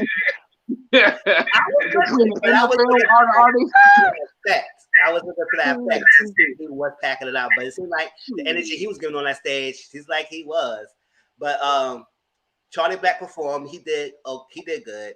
They ended with this artist, and I forgot his name. I'm gonna post the thing up and see what it is. Probably know him. He was just like a soca or something artist, but I could have sworn that was gonna have Elephant Man there because they said it's something, and I said we was waiting, and then this guy was performing a long time. I said, y'all thinking short Mr. Vegas time, and had this guy performing a long ass time.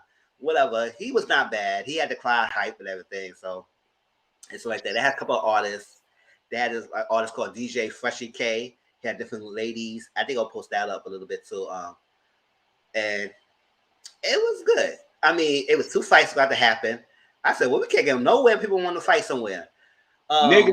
Yeah, it was black people too. And I said, come on, one of my hearts. I was not paying no more mind, but I saw it's altercation. One was near me, my friend. Yeah. Who put that? So Brittany, no, don't start nothing, Brittany. She said, who put you so? I didn't know put Brittany, but Mr. Vegas was on stage, and I would say he was looking good. Stuff like that. I'm mad that you don't have the logistics, the circumference. I would have, if I had the opportunity, I would have been hand on. If I had a long time with him, I would have let y'all know something. But no, I'm not that type of person. I would keep NDA because I will not lose that bag. I ain't want no people. Nope. I'm signing the contract and I'm keeping that big. Like that. But the altercation, this lady, who had lawn chairs, right? So this one lady came with a whole freaking container with freaking drinks and stuff like that, and put another that girl who next to me chair. So she took it up. She said, "What you doing?" Put it back on there, and the other lady get mad. I said, "How you get mad? We put this on her freaking chair. That's her chair. That's not your chair. So put in your own chair." And you get mad at her. She stuck up, and you try to fight her and push her chair down. I said, "Girl, you doing too much." Was it the bottle service lady that she got mad at? No, it wasn't a bottle service. It was 2 customers, 2 people who was in that party, joined the freaking festivities. That person lady bought a whole freaking cart of freaking juice and waters and so like that, and put it on another girl's chair. And she took her thing and put it right off the chair. I said, "What you doing?" And get mad at her. I would say that's one altercation. And then another altercation. That's kind of petty. I would have just moved it. Like, okay, here you go. Moved it. The girl who got the chair but put on, she moved it, and the girl who put it on the chair got mad at her for moving it. I said, typical black people. We'll talk about the circle next black week. People. This is another quarantine situation. Niggas is coming out now, and everybody's on edge, and this is one of those things. Tomorrow we'll talk about the circle next week. So next week, live, we're gonna talk about the circle. The first four episodes at least. That first. Yeah, so concept was not bad. The food the food in the VIP session, that was all right. The food that was outside the general area, because we could still go out and get the food. Because I had I did show a picture of me on a pineapple drink with a straw. That was that, and I also bought a bun cake because I want to support the business. I mean, right. Oh wait, Y'all, so you was wait. The pineapple drink, was it alcohol? Was you drinking? yeah, So you was drinking and you didn't see the print? Bro, what are you doing, bro? wait, Tracy went back to the prick, nigga. yeah, she wasn't playing. I didn't see it. Like I was looking, but I was also enjoying myself dancing and stuff like that. Okay. I'm gonna let you have that one. I'm gonna let you have it. Yo, bad, I Mizzle. would have been watching though. Well, I was watching, but part of the dancing and stuff like that. I was enjoying myself. I was definitely enjoying myself at that concert, and Man. with my mask on, and that's that. And that other fight I was talking about, it was two guys. I don't know what they were fighting about. I mean, the guy was getting all agitated, and one was dancing, saying, "Oh, this, all that stuff." Our guy was getting all getting heated, trying to fight him. I said it took security a long ass time to get over there. I said, "Oh, these people out here, how it took y'all so long to get there?" But they stopped that, and it was no physical altercation happened. It was just sort of arguments about to go. They was just talking shit, right? Yes, and it didn't get to the point that they had to really fight. Cause I said, I ain't paying my money to try and see no fights. I came no money to see these big artists perform on stage. For real, bitch. I'm about to pull a Karen and give me my money back because you disrupted my enjoyment. And it was not bad. It was not bad. The concert, everything was good, and then we left. All that stuff. The rest of the trip wasn't bad. I went to a hibachi place, Benihana's. A lot of celebrities talk about that, and it was really good. I freaking love Benihana. So you throw like the pork and the beef on there, fry your own shit. Yeah, they did the thing right in front of you. I do a video of that. I'll post a little clip on a video on Instagram soon. The fried rice and all that. Yes. Yeah, I had the white rice. I wasn't eating that fried rice on that egg or that shit. But Benihana, so it was good. I had a soul food place to try it over there, but the northern soul food part wasn't all that great. I mean, the one I went to, the mac and cheese was really good. The yams was slamming, and the salmon I had was good. But that mac and cheese looked like a Kraft mac and cheese. What the hell? You got this from a box? The hell is that? Not from a box. And the way I look at, did I show a picture of it? I think I showed. No, I don't think I did. If I didn't, I'll post it up. It looked like it was Kraft mac and cheese from a box. And they put cheese on it because they had that. It was that little shell thing, like little thing. Are you lying? Yeah, no, it did take. Come on. That it was called what's the name? Johnny Ray's soul food. And they gave you the box macaroni and cheese. It was. That mac and cheese was all that, but the yams were slamming, and that salmon was good. And okay. How about I need everybody to come together? We'll talk about this on Auntie Momo's show as well. I'm trying to talk my husband into getting me a food truck because I can handle a food truck. Yes. So I already know what I'm gonna sell, but we need to hype that nigga up so we can put our monies in, and not y'all, me and him. I'm dead serious because I'm pulling up to all them conferences, all them concerts and shit. And selling my shit. I have the means to do so. So help me. Brittany, the Sweet Life reunion. I gotta finish the last couple episodes in the reunion because I want to know what when Miami say, because according to Cammy from Catfish, she said that Miami said a lot and she got these girls together, but they couldn't air everything because she had a lot more to say than what she had said at the reunion. And I said, yeah, granted, because I ain't like how they treated her. They treated her mad. I ain't like how they treated her. It was Sweet Life reunion. You know that 2021 version of Baldwin Hills that we talked about 2 lives ago. Okay, yeah. And Cammy was the host for it? No, Cammy and Issa Rae. Issa Rae was the EP, and Cammy and her did a sat down with the cast and they had a little reunion talk. And so I have a question. Why, when everybody be talking about how explosive the reunions were and how great it is, and then how they had to cut a bunch of stuff out, why can't they just give us like the unedited recording of the thing so we can, see all the things? What the hell? Shit.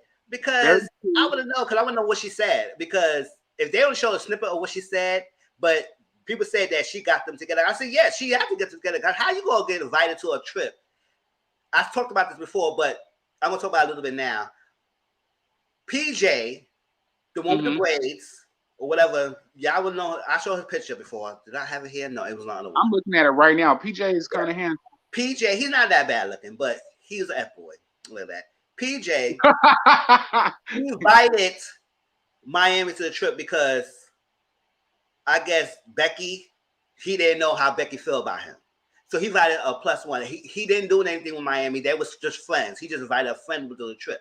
There was a smashing, nothing like that. They just was friends. So she invited her there. Becky, what's the other girl name? What's her name? The friend. Becky looks like she do drugs. And I said her name.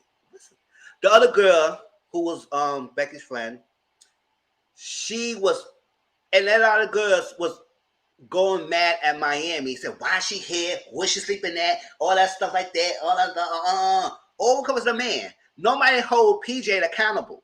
Nobody said nothing to PJ. Some people say, oh, well, you know Becky's gonna be here. Why you bought this girl? That's all they said. But everybody went after Miami. They was dogging her out, cursing her out, doing all that stuff. And if I was Miami, I would say, what's going on? What? And she was nice. She came to the birthday girl with flowers. They said, happy birthday. How you doing? What's going on? And she said, listen, don't be starting no mess on my trip. Nah. She said, what? And she said she came with the energy. So she said hi to you with flowers was that negative energy. So that's the energy y'all got? I said, okay. So every time I say hi with flowers to somebody, I should expect the negative energy from me, right? Okay. And that's when they went. They went after that. They went after the girl hard, and nobody would say nothing to PJ. That same Becky who was going after Miami had them PJ sleep in her bed that night. I said, you freaking loose ass bitch, or whatever. But you know, one thing is like it's not a like loose ass bitch. Tracy Mizzle did not understand it. Is it just me? I don't think he was bringing somebody flowers, you know, to be. No, that's why flowers. She brought the flowers to her birthday girl because she didn't want no trouble. She was like, hey, I'm here. I'm just going to have a good time. I ain't going to bring no trouble to y'all. But the girls was going off. Except for Tyree and the other girls, Cheryl. They was the only one who would say, why y'all being bullying girls? Y'all being mean girls right now. Y'all okay, so this is so if he would have brought all the girls flowers. No, he didn't bring the flowers. She brought the flower for the birthday girl. Miami, the friend that he brought, she brought the flower. The +1.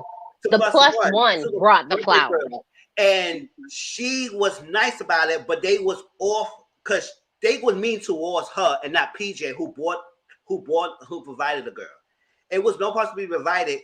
PJ should have known the memo. So that was more of an olive branch. That was like a PJ problem that was the issue. But nobody went at the PJ. Everybody went at the Miami. That's when Miami came in reunion hot because it's like y'all dogged me, bash me, talk bad about me when I was not the one who was to be invited. PJ is in your friend group. I'm not in your friend group. But I was being civilized and being there and trying to have a good time because he invited me. But y'all went after me over a man, basically. Man, that sounds like some bullshit. Did we see his print? That's what I'm saying because they was going. I'm just trying to understand. I'm just trying to understand. Listen, hey Tracy, I'm on here looking at Mr. Vegas pictures right now. I'm like, yeah, give me that Trinidad and Tobago if you want to, boy. So like that. Yeah, we pass on board as well. It's like that. And then that girl, I gotta go back to this. I forgot Becky and her name. What's her name? I forgot. But they were sharing the same man. Jordan and freaking PJ was messing around with both of them. I said, y'all best friends and y'all mess with both the guys. I was like, oh my God, whatever. Yeah, that's kind of smash. Becky, I guess to find out they wasn't really smashing like that. It just something that he said pineapple. I gotta read the thing because people was talking about the pineapple and coconut and the pineapple, something like that. And I said, what, did he ate the box or something? What was that mean? Like, what are you trying to say? That's something. He still said sexual thing with you. Because she said, I try to make it seem like no. Yeah, I think it was Bree. That was her name. Yes, Bree. Brianna. That's her name. Yes. It was yes. The pineapple and the coconut sounds like when I discovered when they said all the ladies in the line for the bathroom, when I discovered that they're doing coke and like the pineapple and the coconut is fellatio. Oh yeah, that's what it's called. The lime and the coconut. That's the name of the thing. Do y'all know what that means? Lime and the coconut? It's like it's fellatio. Yes, eat the box, right? Yeah. Yeah. Oh, see, that's what you had sex. Girl, so trying to play like, oh, no, we never did. She tried to say, oh, no, we never went to full intercourse. He just ate my box. I said, girl, that's still something. Shit. It's still intercourse, heifer. Come on. It's like that. Because Jordan May said, oh, yeah, we smashed. But she said, no, I'm trying to make it clear we never smashed. He just had the lime and the coconut. I said, oh, okay. But you know what? You know those things are like people like I have that naivete, and we all have that naivete where we don't know those terms. Yeah. So we're like, what the fuck you mean lime in the coconut? What you mean ladies in the line for the bathroom? And you be like, oh, nigga. Yeah. And then you get the sense of what's going on because you have that naivete. You're like, bitch, I don't participate in that, but it's yeah. Yes, I gotta spoil y'all. So next Sunday we're gonna talk about the reunion. You know what? No, I said Wednesday we're gonna talk about the Our Kinds of People. You know what? I would probably watch the reunion and probably talk about that. Our Kinds of People and Sweet Life reunion on One Live. So this Wednesday around 9:00, like an hour or two. If y'all around, y'all can join with me and I'll talk about that. So join me this Wednesday because I'm coming on work early. I'm going to work at 8, 12 to 8. So I'll come home, everything, 9:00, probably around 9:15, 9:30, because I gotta get myself ready. And then we talk about those two shows. So join me this Wednesday about that. Let me see. For some reason, people think oral sex is oral sex is sex. People always trying to downplay oral sex is not sex. Yes. Intercourse is mouth, anal, and vaginal. If you do anything with those three, that's intercourse. So that's sex. Yeah, and we gotta understand that sex comes with intimacy. So if you giving up your intimate energy to somebody, nigga, you cheating. Yes.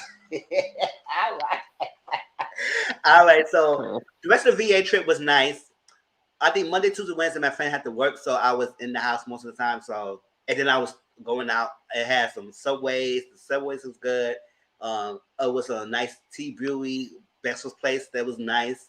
They had a movie theater. We watched Candyman. Candyman movie was not all that, y'all. If y'all watched that movie, it wasn't all that. If y'all didn't watch it, y'all could watch it so y'all could form your own opinion. Mizzle, don't hate on Candyman. You know that's they tied the story together. So if y'all watched the original, they did tie some pieces together. So y'all will recognize if y'all watch the original, y'all can try to piece together what characters are. And bro, did you see that people got mad because they discovered that the new Candyman was actually gay? Ooh. Yeah. So in the interim of the movie, they showed him having an intimate situation with the man, and then black folks was like, "Y'all make Candyman gay, nigga, nigga, gay niggas is all around the world. So what are you talking about?" Yeah, it's like a quick snippet. It's in the beginning of the movie, and they show you got to pay attention to it. And then black people picked up on that and was like, "You didn't make him gay." Listen. Yeah, the way I had the storyline, that's to say I don't want to spoil for people who didn't see it, but basically it was tied into the story of what happened. You know how the Candyman found the baby, all that stuff like that. That's all I'm gonna say. The baby, he's one of the cast members is that baby. That's my little spoiler. So that's it. So y'all gonna find out who that is and how that tied it together into this new Candyman and how he brought him back to life and all that stuff. And be the new Candyman. That's all that. It was something. I think they could have done a better job, but that's what it was. And it was like an hour. It was an hour or something, and they need to think about. Okay, I hate why I always bring up gay shit, but the allegory of him being a closeted person and his adventure is a venancy of slavery. Ooh. So you got to read in between the lines. His own trying to look for the adventure, seeking things out is an allegory for him looking for his own, freedom, so of sorts. Mm-hmm. Yes. So overall, the VA trip was nice. I could see myself living up there, but I don't know. The cost of living is expensive, so I don't might have to try and see what Southern Virginia look like, but see how it goes. But they did say Virginia itself is expensive, so. Well, go ahead and go get your house so I can come visit. So I don't know how I'm gonna afford a house yet, but I said, make sure you got a guest room, nigga. Make sure you got a guest her room. part that she lives in is more. It was more family oriented, and it was more like Indians and Asians like that. Because they did say the northern part of Virginia, a lot of Indians live up there too. So I was like, oh, all right, it's fine. I mean, sort of white Asians like that, Indian people, and a lot of people don't really bother you. It was very quiet. I walk around. I mean, it did get dark. It did get really dark out there. I said, oh my gosh. Oh. So, did they have street lights? They had street lights, yeah. They had street lights and stuff like that. But you I know, think they had more. But it did get really dark. I said, oh. And she said, that's one thing about here. But she said it doesn't snow as much. It doesn't really get too cold up there. But they had their kind of snow days as well. But it's not as much as we get up here. But it was nice. I had to enjoy myself. Everything. Maybe every moment I'll try Texas next year. Visit you. We could go over there, right? Have a good time. Right. We going to Auntie Momo house for real because she got a backyard. Right? Next year, my next vacation, I go to Texas. See how it goes. I'm barbecuing. Come on. She got a big backyard, so let's get it together. But yeah, that's it. Next, let's talk about the reunion looks. Let me see. Then put it up, and then we're gonna put the timestamp on that. Yes, Brittany, it was a good time. I enjoyed myself. Everything. Yeah. See, she got to put in the room. So we coming. That's it. Because I usually don't. And the reason why I do have enjoy myself in the VA, because I usually don't really travel that much. Because growing up, I didn't have money like that. I mean, school in a single parent household. I had to work hard to have my own money. So when I did have my own money, I can't really splurge on going on trips and stuff like that. So when I finally be able to do it, I said, "Hey, let me enjoy myself." That's why you're a responsible adult. You save your money and you're able to do that. Yeah. And I want to go to see other states. I mean, I've been out of states before. It's not like I only been in New York, but and bro, that's another thing. You said you took the Amtrak up there. I want to take the couples Amtrak where you get like the dual, where you can stay in there all day. Yeah. Yeah. What the fuck is it called? It's like where you get like the skylight, you get the double bed. It's for couples. It's not like the regular seat. Like that, but it's parts of that on the Amtrak. Yeah, it's like it's called the Skyline or so. Yeah, the Skyline. I had the regular coach. It was not bad there, but they didn't have couples. They had things where they had cupboards and they had their own breakfast table, like their own shower area and stuff too. Yeah, that's the shit I want to take. That we already spoke about this before because we were part quarantine, me and my husband, after that was supposed to be an anniversary trip, but it got canceled because quarantine. And so they gave us our money back or whatever, but I still want to do that shit. Oh yes, do it. Because the Amtrak was not bad. It was not bad. There's only one point at Amtrak when coming back to New York. It was sticking on one station. I think it was in Delaware, something. Not Delaware. PA. It was for a long time. I said, can we get home already? We still got home in a long time. So let's hurry up. Like y'all staying in one station for too long. All right, so 46. All right, so Real Housewives of Beverly Hills reunion looks. Usually Beverly Hills gives doing the reunion look. Gives through the season as well. And so the reunion look. But I don't know what happened this season. This season, they was all over the place. I don't know what the theme is. Some people, I saw a tweet that somebody said it was prom night theme. I said, well, if that looked like prom night, that looked like y'all just missed them up with that. But they all look like they was in different eras. And I don't know. You have to think they all with the prom in different eras. So that probably makes sense. Bro, it sounds like the Met Gala. Nobody got the invitation. And they usually give. So I was looking at the past seasons, and they was all cohesive. And they really dug up. Beverly Hills was one of the housewives that always dressed well in the reunion. And during the season as well. So I was like, this season, I don't know what happened. Like, all right, so. Well, some of them have to be a little more frugal with their money now. Yeah. Have to be a little more frugal with their money now. So we're gonna talk about the looks. So y'all give your opinions about their looks and everything. Y'all gonna read this group look, and then we're gonna do individual looks. Okay. So someone called the fashion police. Fans are finally getting their first peek at the looks of the Real Housewives of Beverly Hills season 11 reunion. It's no secret that the Beverly Hills Housewives love fashion and always bring it with their stylish looks, no matter the event. Because of this, expectations are always high when it comes to Beverly Hills Housewives reunion looks. Usually the ladies always hit the mark. However, this time around, the Beverly Hills Housewives didn't bring their air game to the reunion. Let's dive into the season 11 looks and judge away, because that's what we all do best, right? A group of shot ladies fans. What the fuck? Reunion host Andy surprised the ladies are all smiles. Perhaps this is before they got rehearsal drama. This is the reunion looks, y'all. This is a collective look. Let's. Were they going for jewel tones? What were they going for? Soak in they looks right now before we go individualize. Okay, let's talk about the blue dress. That shit looks kind of. And listen, Griselle. Oh my gosh, what do you have on?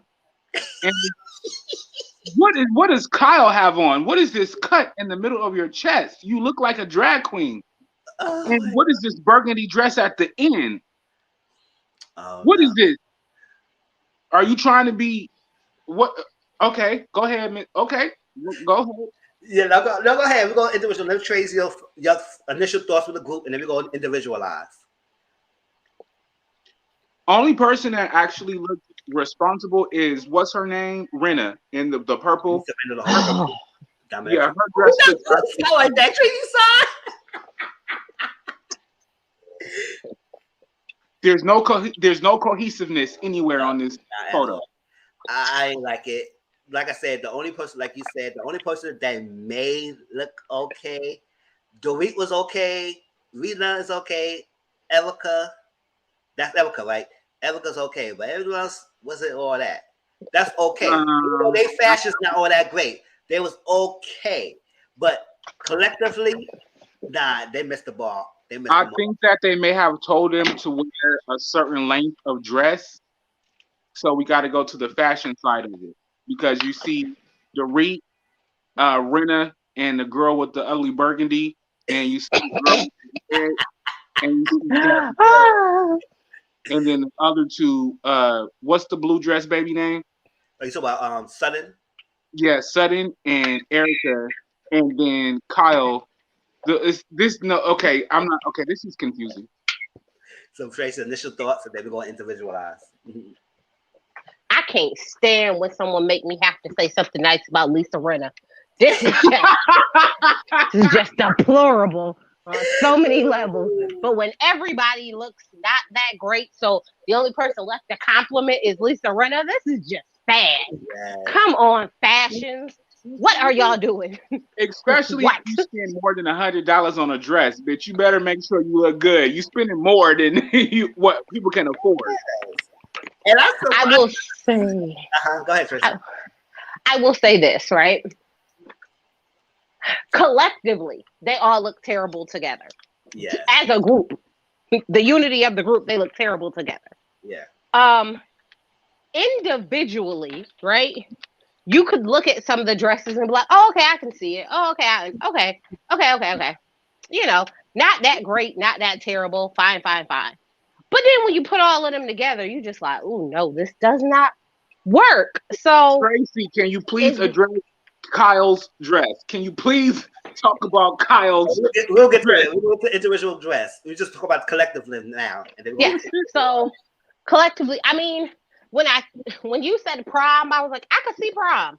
And then when you said jewel tones, I was like, I can give them jewel tones. Possibly. What I can give them is that I can tell who in the group are friends and who in the group are not. wait. Look at baby in the red dress. She not touching nobody. She like, bitch, I'm not touching you. I'm posing for a picture. Look, Kathy's in the whole world. Kathy always in the whole world. All right, let's move down. Let's start the individual looks. I think this page has like dual side by side, but we're going to discuss each one individually. So first is Dorit and Lisa Rinna. Let me click on that. I think they can show it. Oh, can I click on it? Just like Tracy said, the Rinna, she pulled that off, and Dorit pulled that off, and disrespectful. They make me say something nice about Lisa Rinna. This is disrespectful. Let's talk about Dorit first. She's the one on the left. My left. Yeah, left right here. She had the all kind of like off the white kind of gown. Cream. Mm-hmm. Yes. She didn't look bad. that's I say the look okay. She had the nice hairstyle. It's not bad. The dress, the leg out. I do like ladies. I see ladies with one leg out because it looks sexy and everything. And yeah, she didn't look bad. Not And at all. She was now, very beautiful. Lisa Rinna, No, all purple.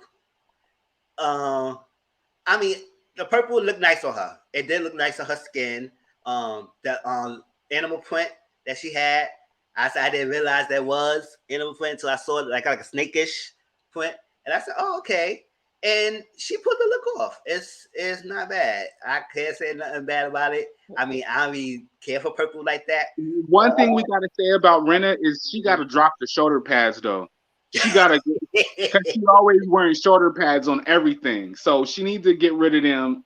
This is not 1990 where you need shoulder pads, lady. But the dress is very sleek. Let me see. Did it show the hairstyle or I cut it Lisa picked the correct print for the correct person. Snake. Yes. Yes, you did, honey. Great print.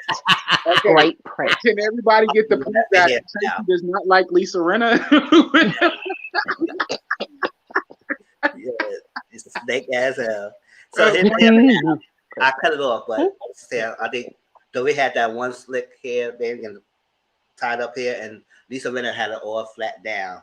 And it looked nice to the look of the dress because if you had her bang is bomb. Her bang is super good, even though we know it's a track, but her bang is super bomb.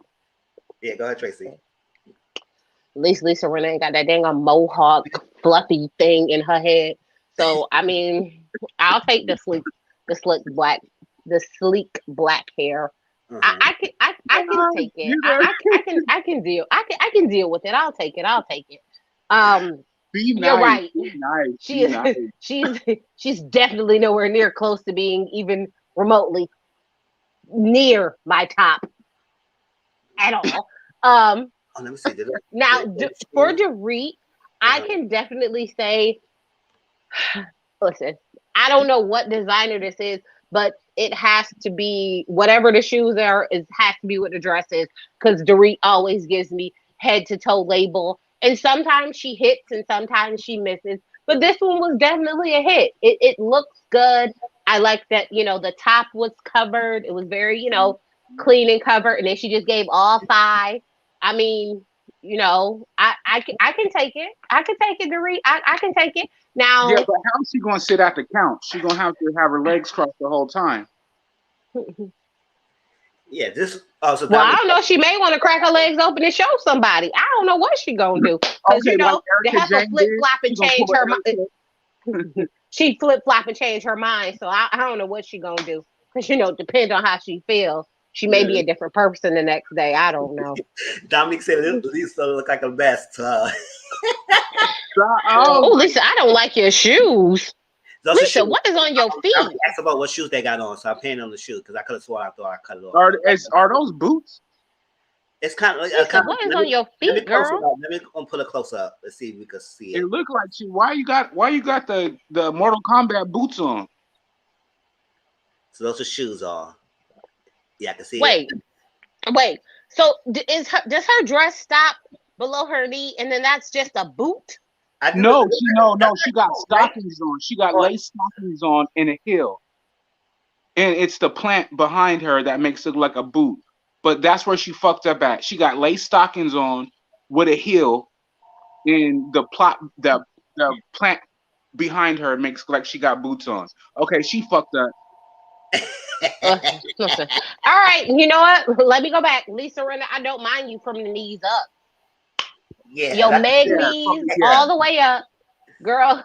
But your calves and cankles, I can't rock with you on that one, honey. I can't. And I don't care. I don't give a fuck who made those shoes. Them ain't cute. You can tell me Versace, the Illuminati made them motherfuckers, but them is not business, baby girl. Listen, I tell people all the time, after seeing Kim Kardashian at the Met Gala, I was like, sometimes Balenciaga gets it wrong. So whoever designed the bottom half of her, they got it wrong. Like, they just got it wrong. They did. Very much so. Okay, who's next? Are we ready? Kyle Richards and Erica Jane.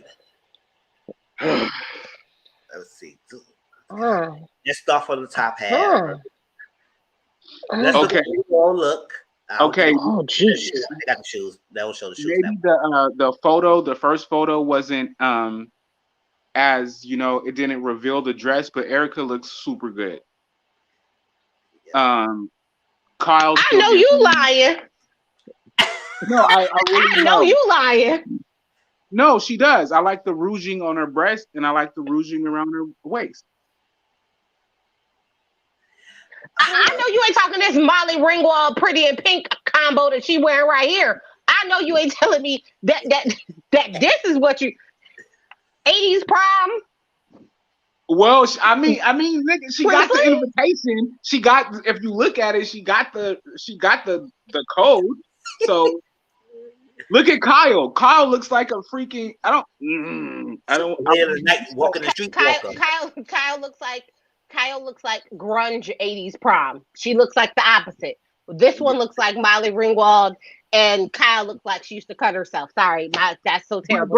But she looks very dark-ish, but terrible. It's very stripper chic. It's very. I used to be a lady of the night, but I done classed up the joint.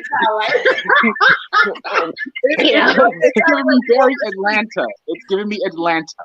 Okay, it's giving me Cardi B-ish, and you're too old to be dressing like that. But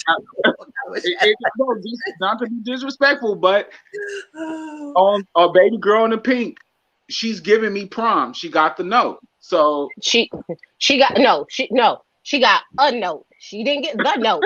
She got a note. She got a note. Okay, she got a note. She got 80s. Molly Ringwald wants her dress back. Okay, pretty and pink, not so much. I get that you're trying to be softer and nicer, to change up your ice queen. I'm a cold hard heifer. Look, I get what you're trying to do, honey, but it doesn't work. Like this right here is giving me. That is a fact. This is giving me all types of 80s, pretty and pink. Prom.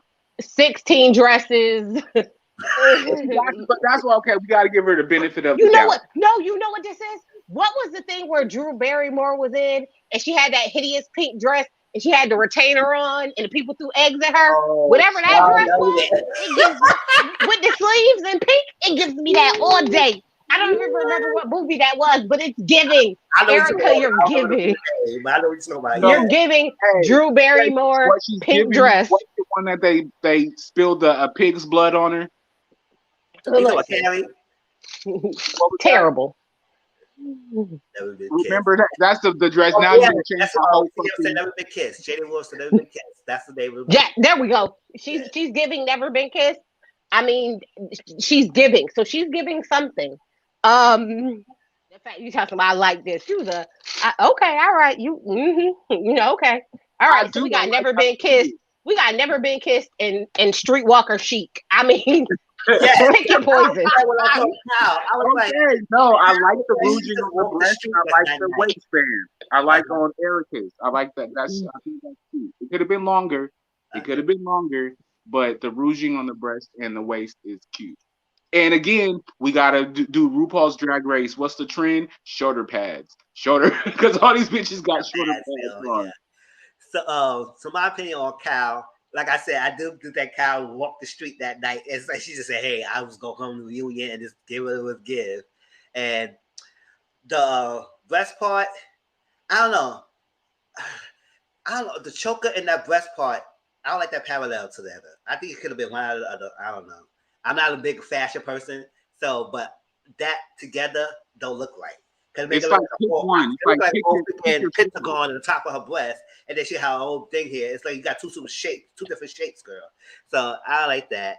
And the black and white print, the black print with the white spots, like that. The hair look like it's all like it's too much. It looked like she was walking the street, like we were all saying. So Erica, she look okay, but yeah, she does look like an old 80s type pin-up dress. It's just like, oh, this is glam. I glammed up, and I'm pretty old. I know how to give you back money, so I'm gonna give y'all one last look before I give this money back. Because because I'm gonna be a book bitch afterwards.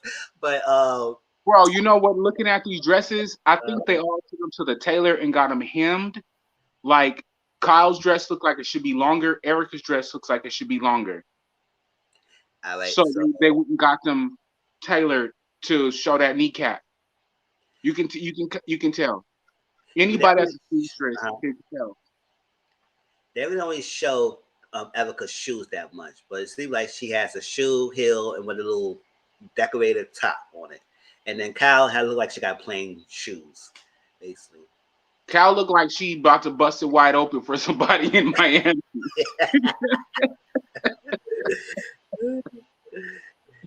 Yeah, the victim got the money. She's giving lady of the night. Yeah. Lady of the night. Yeah, Go girl, get it, girl, get it. Listen, I ain't mad at you, but I can tell you one thing certain and two things for sure. They both have done better. Very much true. Yes, Very they much have. true. Yes, they have. They have definitely have. All right, let's move to the next Garcelle and Crystal. Now, Garcelle is a dress, but I don't know what Garcelle did today. Not today, like it happened today. But okay, let's see it. No, no. These are nope. No. So this is Garcelle and Crystal. Garcelle on the left, Crystal's in the right. All right, so let's do the top part. For Crystal's first time, I'm sure she was sensible and responsible. For Garcelle's second, third time around, this is a no. Yeah, I don't know. So you know what Garcelle gives? Oh, go ahead and do that before I start clowning. Go ahead. So my looks and then my take, and then I can get y'all takes on them. Garcelle, I don't like that new thing right there. It looked off. She could have just took that off and just showed the breast. I mean, she did it before, but I don't know.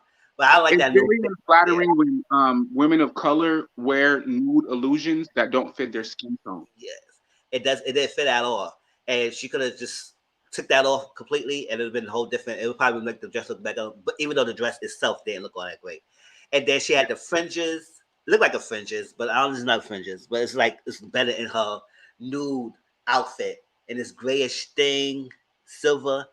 It just didn't look right. It just didn't look right at all. And it doesn't look, and you know how you can tell somebody that have on rented clothes? Yeah. Like they're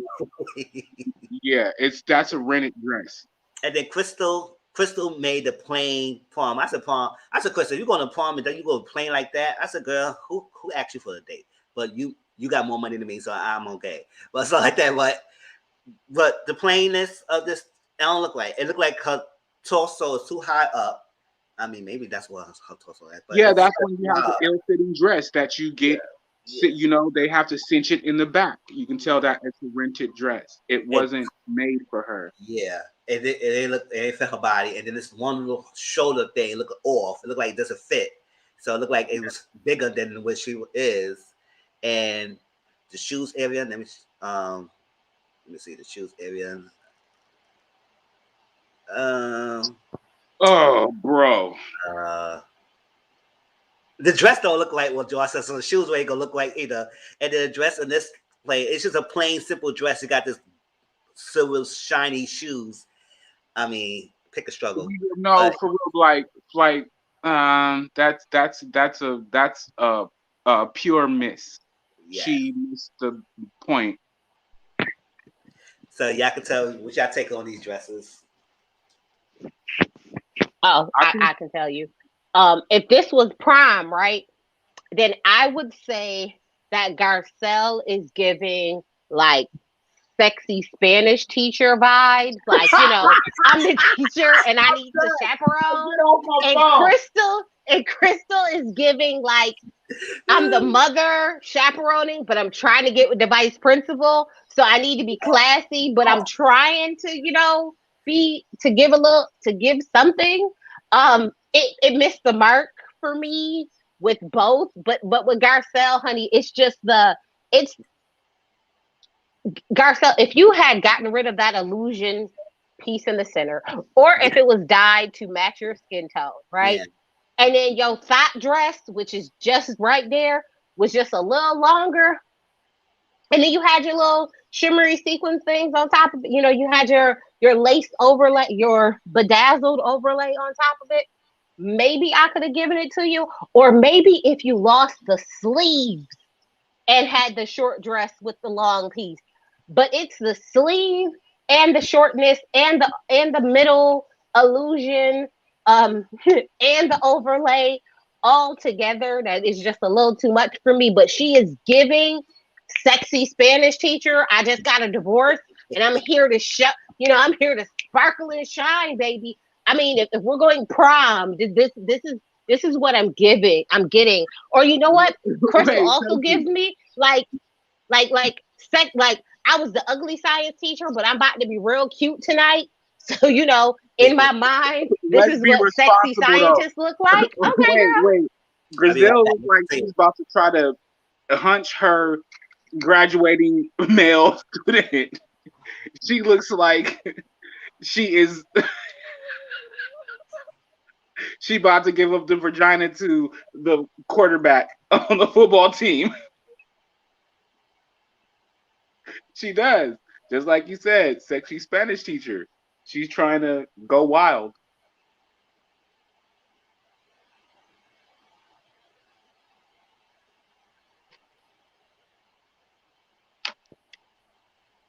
See, I'm gonna stop being ignorant because you know I ain't got too much good sense, and I feel like I'm taking y'all down the road with me. No, I had to shut up because I was about to go down the road with you.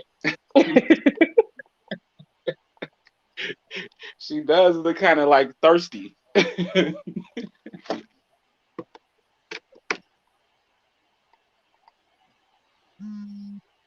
Okay, there we are. Yeah, Nah, I do think you know it's not even so much thirsty. It's like Garcelle was giving too much. She gave a long sparkly sleeve and an illusion center and a short dress and a long sparkly overlay. Like it's she like was she put giving everything on. too She much. put everything on. She was like, I'm gonna put this on, I'm gonna put this on, I'm gonna put And that on. I needed them to pull some things back. Either pull some things back or make that nude overlay match her skin tone Yeah. or something because it was just too much for me. Yeah. Lastly, apparently Kathy and Sutton, they didn't have a standing up picture. The only you could go by is a group standing up picture, but they both were sitting down. So I guess we could critique them how they're sitting down, and we go back to the group picture and just critique their standing up picture. People was not happy with Sutton look either because Sutton usually gives some soft, high glam looks, but it was not bad. Just I don't know, it just didn't look right too much. That's like this ruffle puffy this her left breast. I don't know. It just looks smudged when she's sitting down. And Kathy is her own world. I guess she said whatever. And so she said she's gonna wear this red dress, long red dress, and it just didn't look right.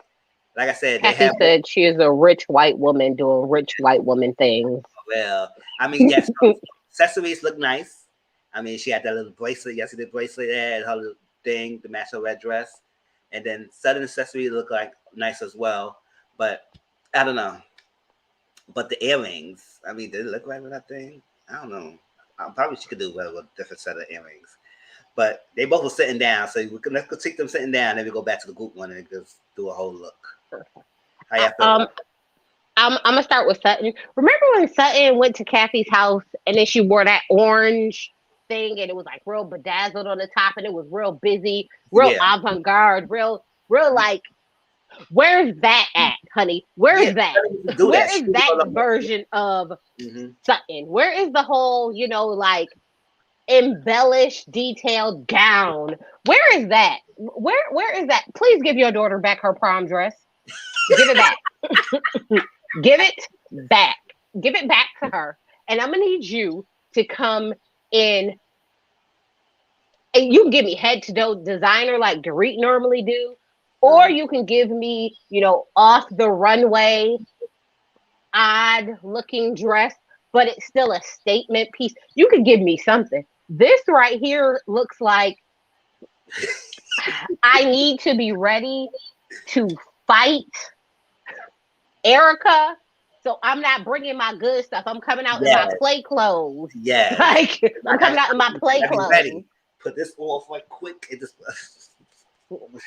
I need to be in my play clothes. Like I'm not getting it from you, girl. And normally you give something. It doesn't always have to be great, but normally it's like a statement piece. You're normally like either you love it or you hate it, but it is something to talk about. This right here was like, give your daughter back her prom dress, because that clearly has to be what this is. Can we talk about those earrings?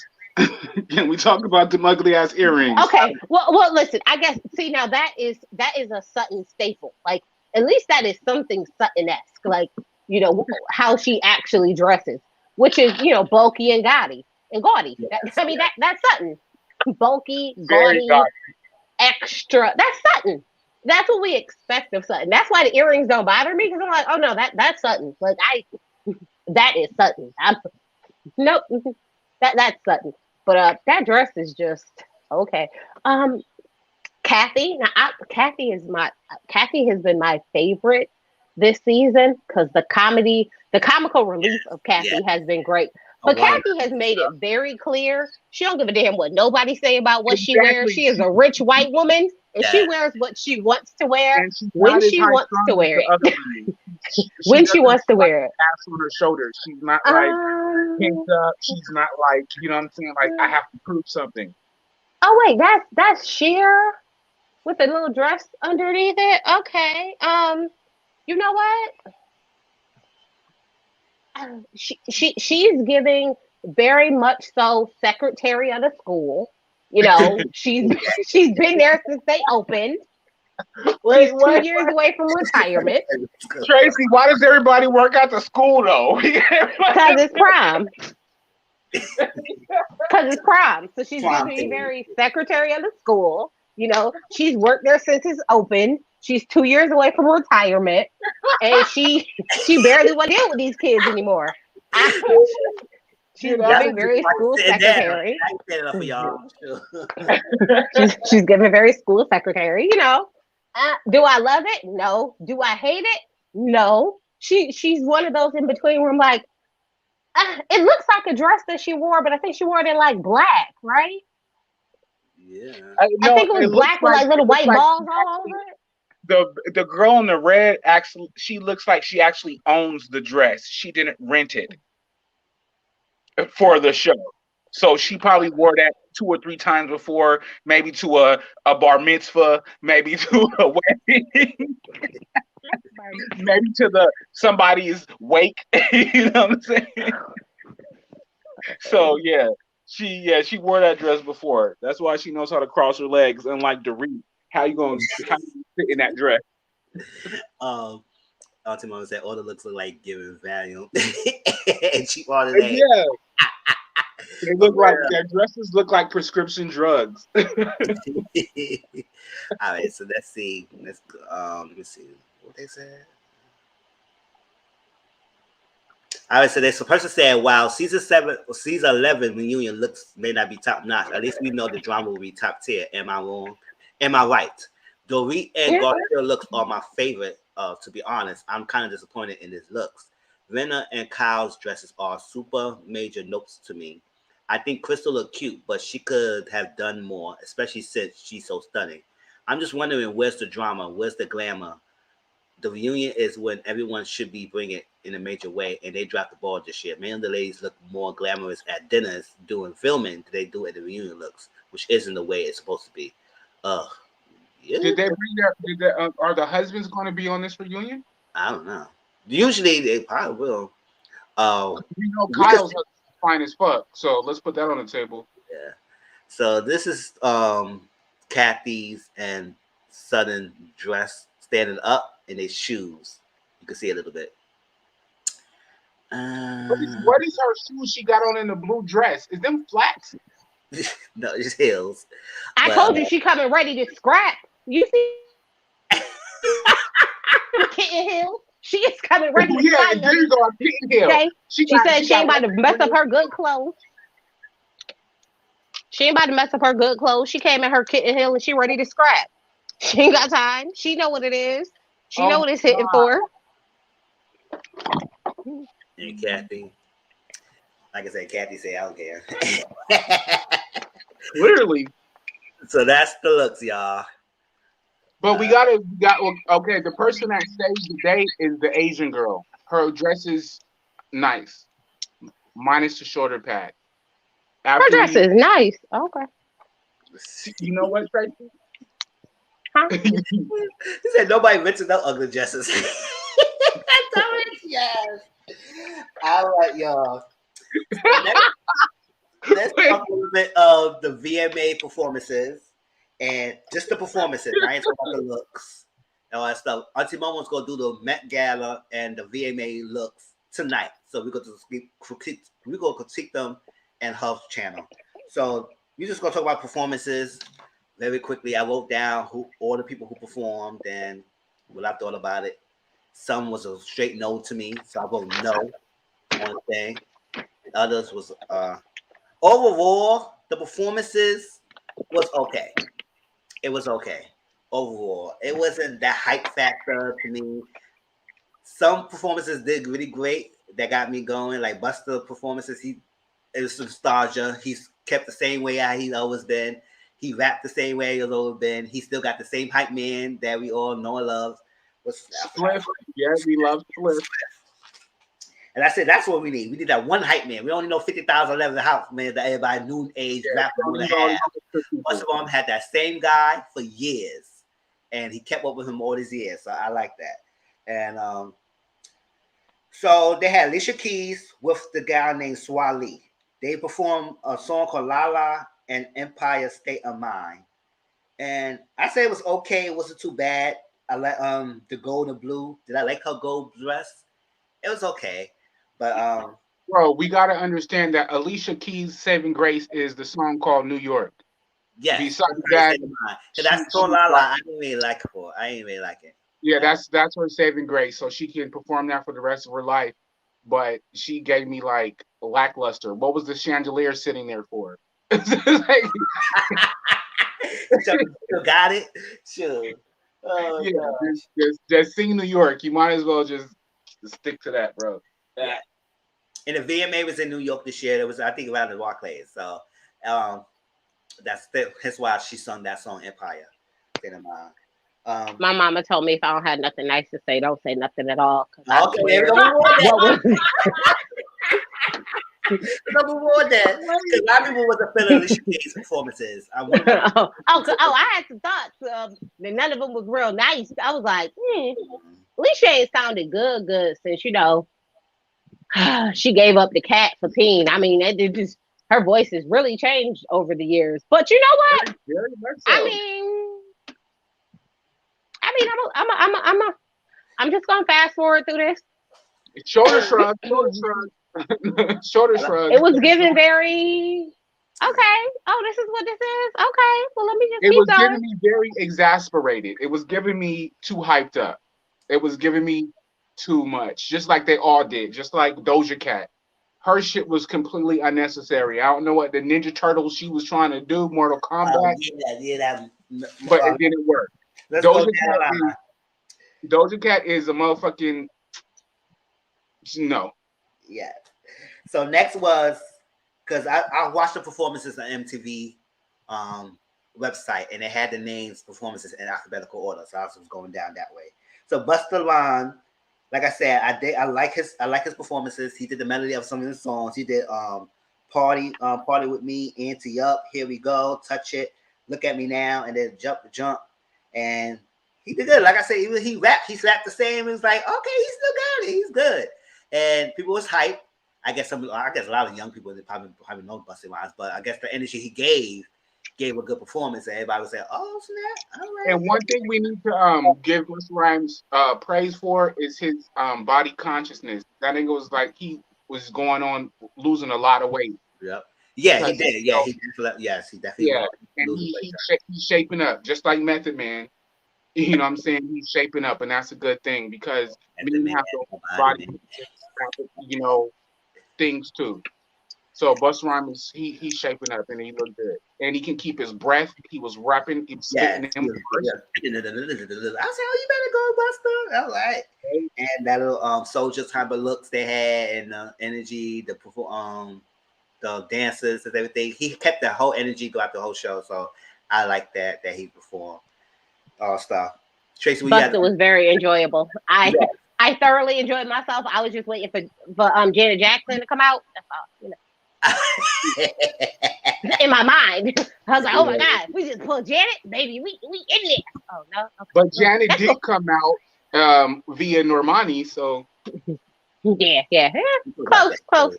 We talk about that. close. And some of the stickers. I'm sick of this new look. Yeah. Alicia Keys was all that. That's what's saying. Listen, but you know what? I will say this. There is a way to do nude. There is a way to do a no makeup look. And then there's a way to do I brushed my teeth, I washed my face, I came out the house. Yes. As like she said, whoop, whoop, whoop, and it's just yeah. She like I brushed my teeth, I washed my face, and I came out the house. You know. Exactly. And there are people who can do like no makeup looks that look very, fresh, clean face. Although they have on some makeup, it's not, heavy. But hey, whatever. Look, rooms, you know what I'm saying? According to her, she's all about, no makeup. Well, okay. That's your right, honey. But I'm gonna need your talent to step up to the, just a little bit, honey. But okay, girl. Okay. Oh, yeah.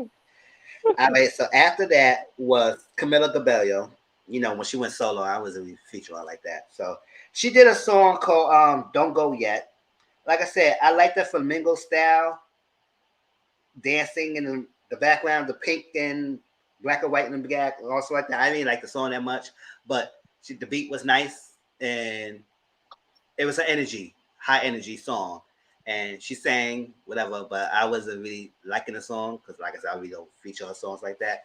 But I liked how it started off with the black and white and they had the flamingo type of outfits and everything. The men and the women, they dance. Spanish style, Spanish music I like Spanish music as well. So it gave that little thing. It got me okay, but at the same time, I wasn't really liking the song. So how y'all feel about Camila? Lackluster. Yeah, it wasn't all that. She not Normani, so whatever. Boom! I mean, I'll say it. I'll say it. Well, we were all thinking it. It's okay. Yeah, she's not. I mean, to me, I liked that when she was in the group, but oh well. It was. She didn't draw my attention. There you go. Yeah. So next we have Chloe, right? And Chloe performed a song "Have Mercy," and I could say yes, you could tell it's heavy Beyonce influence with the visualization and the bodysuit and dancing and the lights and different background. Very Beyonce-esque. And like I said, she did a good job. Her first solo performance by herself, and I enjoyed it. Yeah, okay, bro. We're gonna have to give her some respect because it takes a lot for a person to know their tutelage. For a student to show what their teacher gave them. Yeah, and I enjoyed it. And she was, and I do believe one thing she was saying, like I say with Doja Cat, Chloe was trying. She was like, "I'm about to show y'all the fuck out." Yeah. You know what I'm saying? And it came off too forced, but she did a great job. And not to mention that she was the only person on the mic singing the whole night. Drop that. Yes. That's what's singing in her songs. Yeah. Well, no, I think that Busta Rhymes was. So take that back. Busta was singing too. Yeah, Busta was on his mic. Busta was singing too, but she was the only person when she was passing that mic around. That's a Beyonce trait. Like, take the mic out of my hand because I'm about to bust this move and bring it back so I can sing. Breath control, But, and some people are saying that Normani was singing as well. Oh, no. We're gonna talk about the Normani thing because it seemed like it was off to me with her singing. But yeah, it was like but I know that Chloe was actually singing during her performance. Yeah. So She's doing a good job. And not to mention, this is our first time seeing her, so let's get ready for it. Yeah. What? Tracy, what do you think about Chloe's? Um, she did a really, really good job. I'm just gonna need baby Beyonce to take a step out of, you know, her queen shadow and give me a little more of, you know, her. But I understand as your first solo performance, your first solo song, your first solo video, and we know, yes, we know you as either A, Beyonce's tutelage, or B, Chloe and Halle, a combo unit, right? So I understand when you come out, you want to make sure that you do something that encompass all of it, so that your fans aren't just like, well, what the heck is this? This is not what we were expecting. So I understand why it seemed like a baby B. You know what I mean? Yeah, yeah, I'm yeah. just looking forward to seeing her grow and blossom and develop to, you know, like 25% Beyonce and 75% Chloe, and you know, getting a better ratio, because right now it's like 90% Beyonce, 10% Chloe. But I ain't mad at it because Beyonce is a phenomenal entertainer. So she gave exactly what she was supposed to give. She did a very good job. It was entertaining, you know, no problems there. We Just ready for the growth. got to understand is that Chloe does produce, writes, and sings and dance. She's not only a triple threat, she's a quadruple threat. Yeah. Okay, so we got to give her respect for that because she handles business. And we also got to understand. Wait, and number 5 is that she has a movie that's about to drop called Jane. Okay, and not to mention, if we're going to compare and contrast, her sister is about to be the first Black mermaid. So I'm waiting for that. Yeah. None of us in this platform is anti-Chloe. We all support her. So you gotta say that to people. Oh, absolutely. Yeah, that's what I'm sorry. None of Oh us, Lord. we like her. Let me go back for the. Oh Lord, We wait. just gotta Let make me sure go back for the everybody. beat. Look, wait. Let me go back before the Beehive decide to send some folks this way, because that is not what I'm saying. Please, We just please gotta don't. make Please, sure she's we're not. respected. Okay, I'm not saying that. You know, she did amazing. Her performance was amazing. I expect nothing less when coming from the camp that she's coming from. The Exactly. expectations are really high. Very much. So. I'm ready to. I want to see how she takes what she's learned from the camp that she's in and branches it off to her own thing with the camp that she has behind her, supporting her in her journey. And in no way, you know, am I saying anything wrong what she didn't know? Because I mean that little you know, Fifth Harmony reject over there, you know, I wasn't really feeling that. She could have stayed in the group for all of that. I don't feel like that about Chloe, you know. Like, oh, I can see why you branched out from, you know, your sister and doing your own thing. But that one, she could have stayed in the group and did that. She could have stayed. Well, so next we had Doja Cat, and Doja Cat performed "Been Like This," and you're like, two of the songs I really don't have on my thing. It's okay, but I really have downloaded it. I downloaded some other songs she had on her album, and yeah, the spin in the air with the ring light, it was very simple. Being in the air singing. I mean, she was also singing her mic and everything. And the only thing about Doja, she does give you a performance like that, but this performance, it was simple, which is fine. You don't have to go over the top all the time. And then she did that, like you said, that karate, Mortal Kombat kind of dance for Your Rights, which I was like, okay. I mean, she could have just be by herself and just sing the rest of the songs, but she had to have all that. But I guess she wanted to do something different. But I mean, it was very simple. It was. Doja Cat gives me she gives me housewife eyes. She gives me Percocet eyes. Like I'm questioning her as an individual.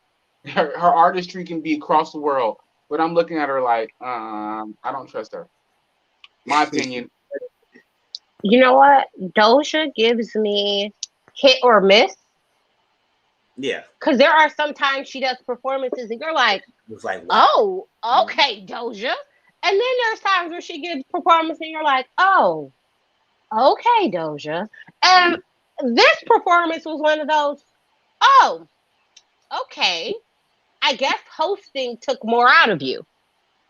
Yeah. Okay. Okay. And let's talk I about guess how she was energy disrespectful to preservation. SZA. Let's talk about how disrespectful she was to SZA. Oh. See, I ain't watched the war show. What she said?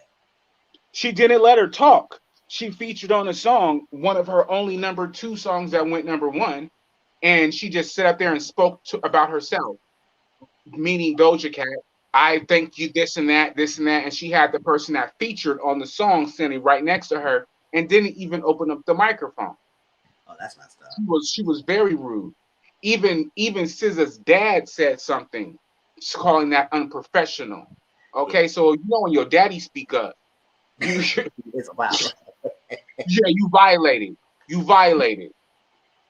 And she has, I think, like how we were discussing how Chloe is a good student, so she knows how to the application. You know what I'm saying? Doja is like an industry plant, like Little Nas X.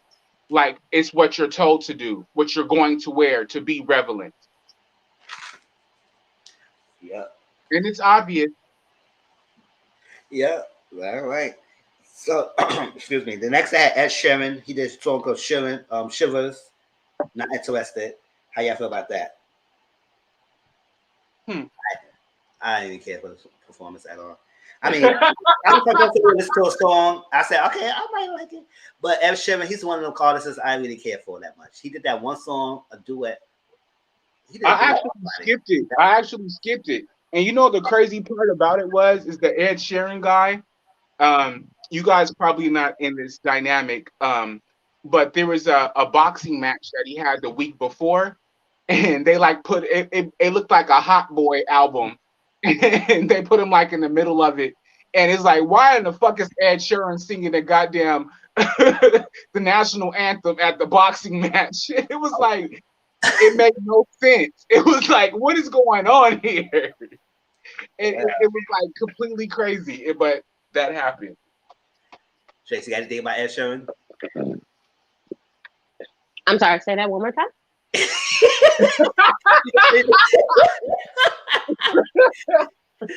We're gonna move on for Ed Sheeran.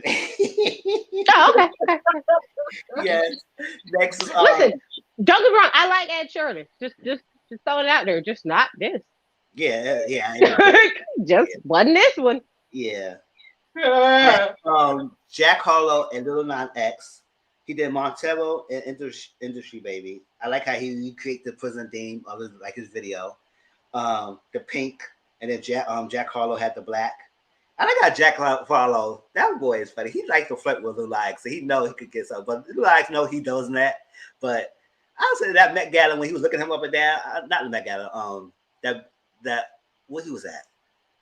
Before the performances and the BET Awards, it was at Barclay, and it was like he was looking at him up and down. I said, Jack Harlow, you know what you're doing. But they cool with each other, so I was like that. So that was funny. But Jack Harlow and him, they did a good job. I like how you transition doing the dance break of Montero and his performance. And I don't know, actually he's performed. He could do a little more, but he's good. He's performing, and I enjoyed it and everything.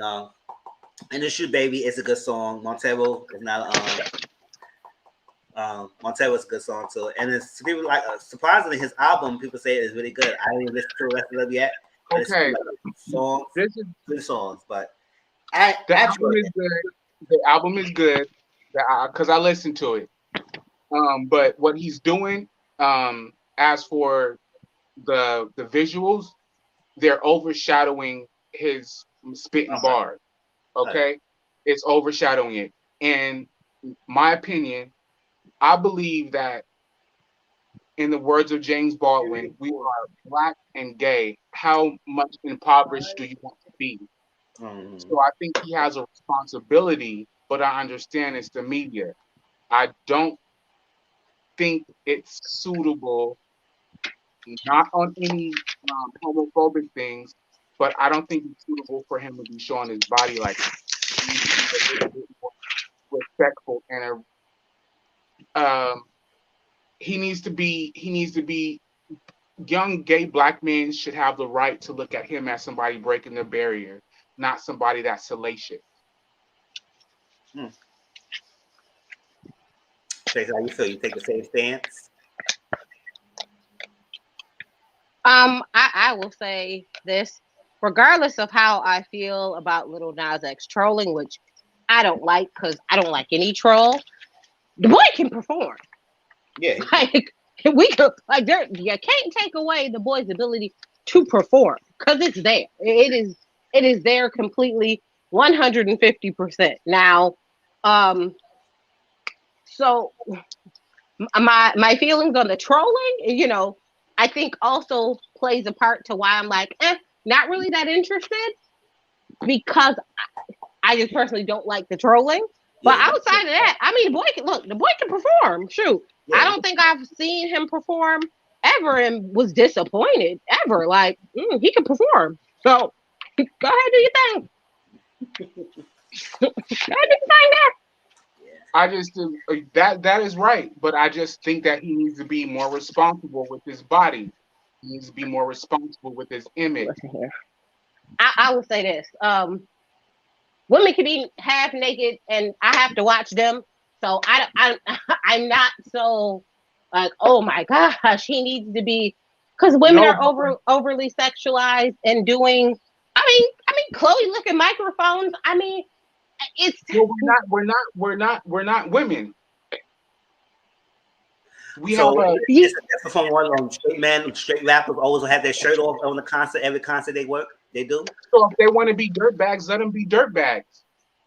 Yeah, if Lil Nas X could show his body, so it's the same way as other rappers showing their shirt off with their half-ass pants on below the ass, and we got to see that. So them doing that and them doing that. I understand. Okay, this is another. Nobody's right or wrong, but I think that he should present himself a little bit better. That's another one. You know. So all the artists should present themselves better. Listen. Say what now? So all the artists should present themselves better. All the rappers should present themselves better, because I'm not holding any responsibility to any of the artists. The baby, none of them niggas. But him being a gay black man, I am looking at him to give a future towards. To give inspiration to people, and this is the other side of the coin. After he done all this BS, where's his second album going to go? What is he going to do after that? But I understand we have the right to our bodies. We're not police by anyone, but my feelings is that he should be more responsible. Be a reflection for young gay black men to go in the future, for them to have their albums, artistry, and be open and everything like that. Okay. Look, I agree to a certain extent, and when I say a certain extent, I mean, okay, you dropped your first album, it's done. You said, "Oh, I'm doing all of this until my album comes." So I'm gonna need to see another version of you after this. Because his stance was, "Oh, I'm the first openly gay artist. You know, I'm gonna troll. I'm gonna do this, but wait until, and then I'm gonna evolve." Okay, I give you that. I give you paving this way. I now need to see your elevation past trolling, because otherwise it just seems very gimmicky, and that's no different than like Madonna. Let's be honest. Exactly. Can you give me 10 phenomenal Madonna songs? Probably not. And the songs that she had that was probably really, really great all came with very interesting videos and things like that. So I'm not, I'm not saying that, there's a problem with it, but if he himself says, "Oh, I'm just doing this to get this out here and then my evolution." Okay, I'm just going to need to see that evolution, because if you don't, and you just stay trolling, that's gonna be turned off. Then it's just a thing. But I don't like any trolls, so all of them to me kind of fall in the same boat. Yeah, he definitely do a lot of trolling. Another flip side of the coin is that our generation, we don't troll. You know what I'm saying? So him trolling is a whole generational thing where Yeah. like his whole generation trolls. So they'll do something, very flamboyant, you know what I'm saying? And it makes no sense, but we know they're trolling us. You know what I'm saying? And Right. it's like kind of unnecessary, and it's like kind of attention seeking, like you're looking for attention. But like I said, his song with that white guy, if that he dropped major bars on there. He did a great job. But the video overcasted his actual talent. Mm. That's real. If you go listen to the song without looking at the video, Yeah, it's really good. Yeah. but you over showing your ass and stuff like that, we're all allowed to be sexual, so let's make that clear. But he kind of like it's You think he's doing too much? That's it. yes, and it was a letdown, and I think he should do better. Oh, okay. I hear that. All right. So the next three performances, I'm gonna go briefly before I answer because I really don't care for them like that. Justin Bieber with Kid Laurie, they did "Stay in Ghost." I don't know why Justin Bieber had that whole black on over that the whole performance and how his face show your face. I don't like that. Kim Petra, she did "Future Starts Now." I was not interested in that. She just had that little nice pinkish, futuristic pinkish outfit. It was all right. Machine Gun Kelly featuring Travis Baker. They did paper cuts. Big no. Any thoughts about the next three acts? Bro, can we talk about Machine Gun Kelly getting into an altercation with the MFF guy? That made no sense. MMA, pardon me, it's Uh, differently. Why are you trying to fight Machine Gun Kelly on the red carpet? You look less than smart, bro. oh, And why are oh you my at the god. Video Music Awards? Conor McGregor, that's his name. Why are you at the at a fucking for videos, bro? And you tried nah, it made no sense. And you can tell that Machine Guns Kelly's girl was not. She was like, nah, bro, we can't do this. Yeah. This is completely outrageous. Why are you trying to fight my husband? Because he denied you a picture? Because he doesn't like you, bro. That's his right. If he don't want to take a picture with you, because you're a dickhead. Trace, any thoughts about those three? We're gonna move on. Oh, that's move on. Yes, because I was interested either, so I just want to say it, put it out there, because some people might like those. So I would say I just want to put it out there. The performances. Normani, Wild Side. Now we all fought. Well, I just want to support her. I just want her to come out with an album or something like that so we could continue to support her because she's going to give us a whole nother years for another banger. I said, I'm going to take a tired of seeing this thing. We need an album, something to continue your status. But I'm just supporting Normani no matter what. I'm supporting her. I'm trying to make her, I want her to win. Motivation was good.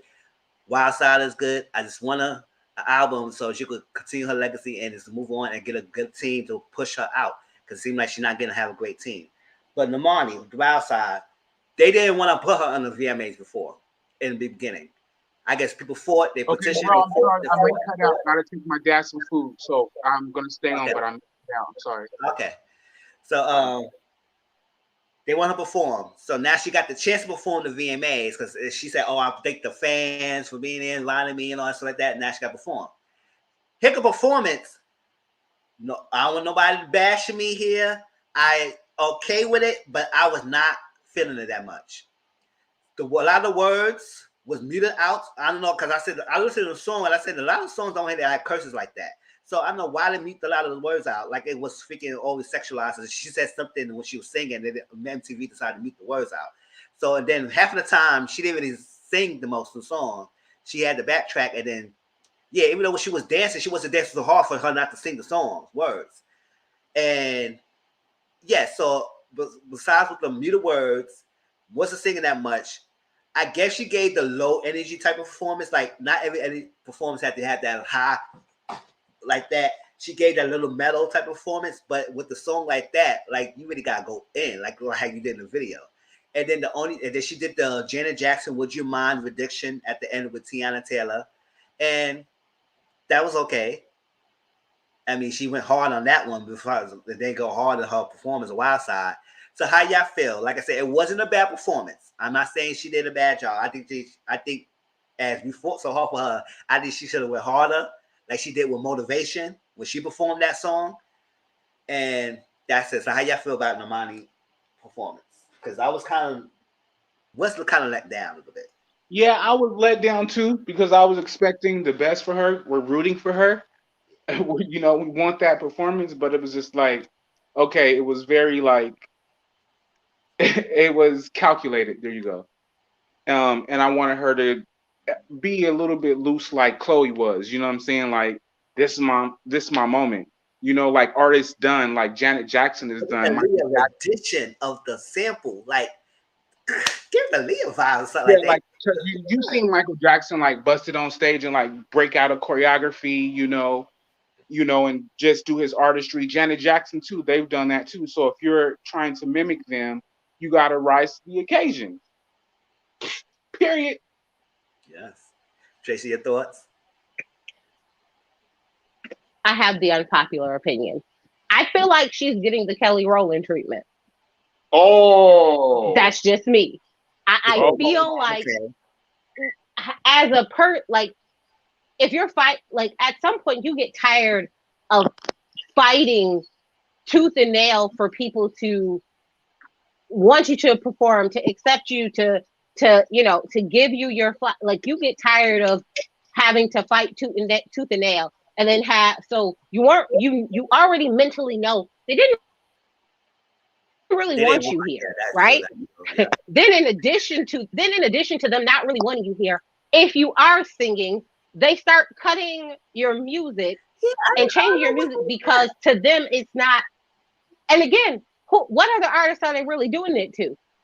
But and it wasn't like the words to her, the lyrics to the songs were so, overly sexual. So then when you have multiple layers of one, I didn't really want you here. Two, I'm starting to cut your music and cut your track and and cut your mic off. So it's just the background track.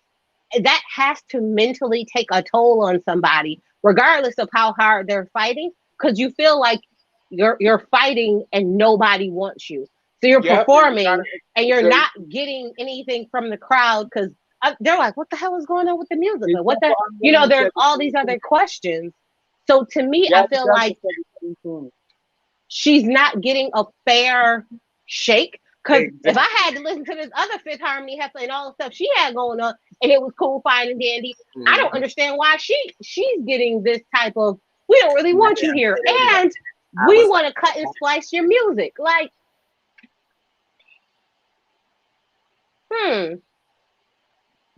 to me, it just seems very, like, it has to mentally at some point take a toll on you. And then how can you possibly continue to give your all when the place that you're trying to do it just keeps putting roadblocks in your way? And I think she gave a little more when Tiana Taylor came out, because Tiana Taylor don't care. She's going to give always, regardless of who it is, because that is her personality type, whether you want her there or not. So I also think you can feed off of the energy that's in the room that you are in. And, I mean, all right, just for 2 seconds, Tiana Taylor looks amazing. Had 2 kids and got that 6-pack. She looks phenomenal. She looks banging. Phenomenal. Like, jeez. So I also think it's the energy of the people you're around, because the crowd didn't seem to be very into it. You know what I mean? And I don't know if it was because of the music and what was being done with that or what. But I was like, I feel like she's getting the Kelly Rowland treatment, which is terrible. Yeah, I want support. Yeah, like I said, I love Normani. I want her to win. Yeah, but that performance, I said, it did sing off. Like, it seemed like they was cutting her music off. I said, what was this? Like, it didn't do that none of the performances either. I said, her music is not speaking explicit language. So why the music was getting cut off? I didn't like that. I was like, wow. And you could, I could tell in her energy that she wasn't really feeling that much. Or maybe she probably knew they was gonna do that, or the final product came when we seen it that it was like that. I said, oh no. But she did a big up to Janet Jackson and the inspiration of that, because I love that. William Mine was one of the iconic Janet Jackson things that she ever did. Got those guys Yes. using their pants. To the guys, especially that light skinned one, that concert, that Hawaii thing she did in Hawaii. That's what it was like. Like, yo, did you come to this? That was iconic. That all black Janet Jackson, she did that. All right, let's briefly go past this last couple ones. So I'm gonna say it quickly, and then we're gonna move to the next topic. Olivia Rodrigo, she did Good For You. No. Ozuna La Flunca. What I said, what in the Kid Bop Choice Awards performance was this? That. I said Polo G, Black Star. I didn't even know who he is, but he didn't really give a great performance to me to make me like his to even listen to the songs. Shawn Mendes versus with Tanny. They did Summer of Love. No. Swedish House Mafia. It Gets Better in Lifetime. No. And 21 Pilots Saturday. No to me. Any thoughts on the last performances? Yeah. This was a pandemic award show, so I'm going to give them a pass this year because the majority of this was not that great, and if for no other reason, you kind of watch the award shows for the performances. Yes. So I was like, yeah. But baby, when you said what in the Kids Bop, I hollered. I'm done. I can't with you. What in the Kids Bop? What's some figure teddy bears and oversized bands? Oh, I was like, is it before for the kids or before for adults? Because I really don't understand Spanish. So when I listen to a Spanish artist sing in Spanish, I look into the visualization and what they're doing, the dances and stuff like that. So when he's singing in Spanish, and then I'm seeing all these teddy bears and grown ass heads, mascots, and I said, "It's a Kids Choice Awards." That's a low. I was like, "What? Only kids?" I was like, "What is Kid Bop Choice Awards? Is this?" And I wrote exactly my paper like that. Oh my gosh! But next topic is Nikita Dragun with Tyga. T.S. Madison sent something. Go listen to what she said. Hopefully it's still on because I ain't played the thing for a while. Let's see. So let me put this up there, y'all. Because Nikita is a YouTuber. She makes millions doing YouTube. She a beauty blogger. I don't look at it. I just researched it, and they told me she a YouTuber. She does makeup.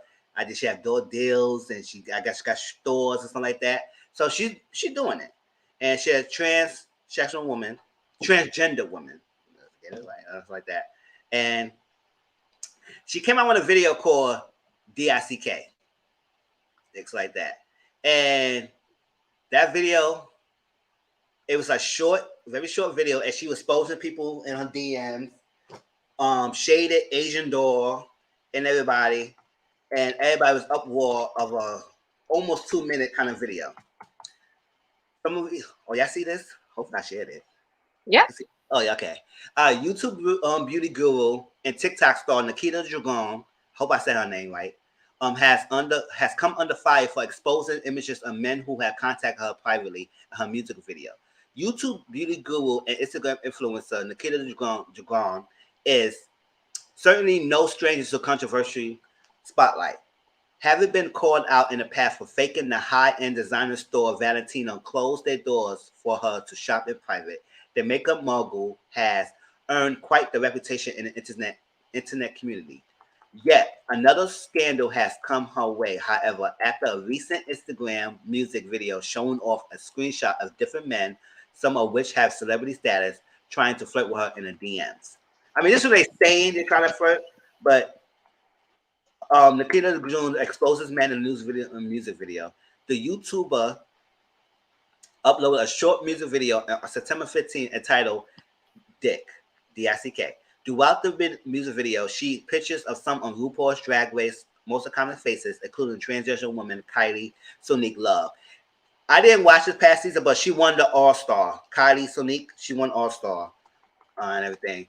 Amid the flashes of these colorful queens, though, are images of text and private messages that she has sent to Nikita by love-hungry suitors. Those include Michael Yeager and Tyga. And with the Tyga, it says, Yeager said, "How was your night?" And Tyga said, "DM me, text me." And let me share the video if y'all want to see it because I'm not gonna play it here. Let's see. So if you don't want to watch it when I'm talking about it, here we go. Yeah, no, I always get these together for y'all. Let me see. A good video. She did one with Tia Mason can defend her. Yes. And what else I gotta say? She was quickly slammed for showing off private messages in public video. Nikita is trending on Twitter alongside Tyga as he was typing his messages. Okay, I understand that the opposites are being mad that someone would never claim you in public, but when Nikita did to Tyga, it's not cool. Okay, Nikita also faced criticism for claiming to be the first trans pop star because she said she wanted to be the first trans pop star. She is the first trans pop star. But people say no. Sophie, the late Scottish pop star who died in 2021, was the first trans pop star. I say pay homage to people who come before you. Don't do that, girl. Unless you didn't know who Sophie is. But hey, awake 8 a.m. to find out Nikita is releasing a trashy song out of Tyga and calling herself trans pop star. Let me see what else was said. So Tyga came out. He said, "No, what? No, that text message is when we did something for her. We shot a video for her, and let me see. Post a video, beauty."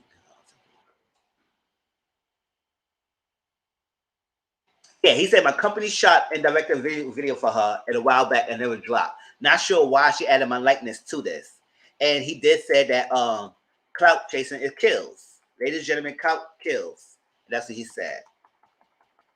So she went on, she said, y'all so quick to sexualize trans women. I did not hook up with every guy in the video. It's so hard to believe that a man can be just friends with a trans woman.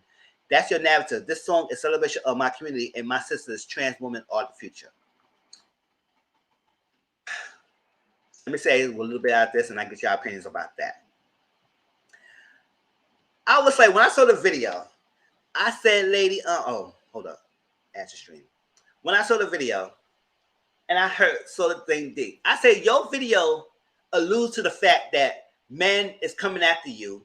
They want to holler at you, but you pay them dust and do whatever you're doing and all that stuff. And you show text messages. So if this text message was not about you sleeping with them, what was the point of you showing that in the video? You could have left that out. You could have had some people play actors in the video, playing as people who want you, and you playing them dust and dancing and all that stuff. You didn't have to show text messages in the video to allude to the fact that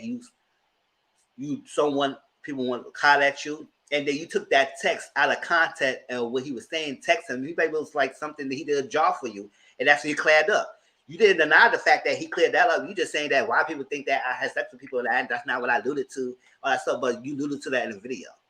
So, and I said, so what if Tyga did like trans women? He likes women. Whether it's biological or trans, he likes women. I haven't seen him say anything. He likes men. Black China said he likes trannies. I said, so what? You got a baby by him.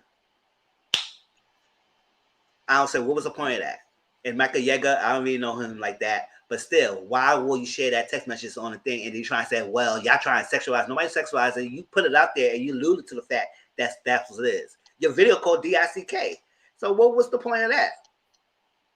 So let me share Madison, T.S. Madison response, and then I'm gonna hear y'all take on that.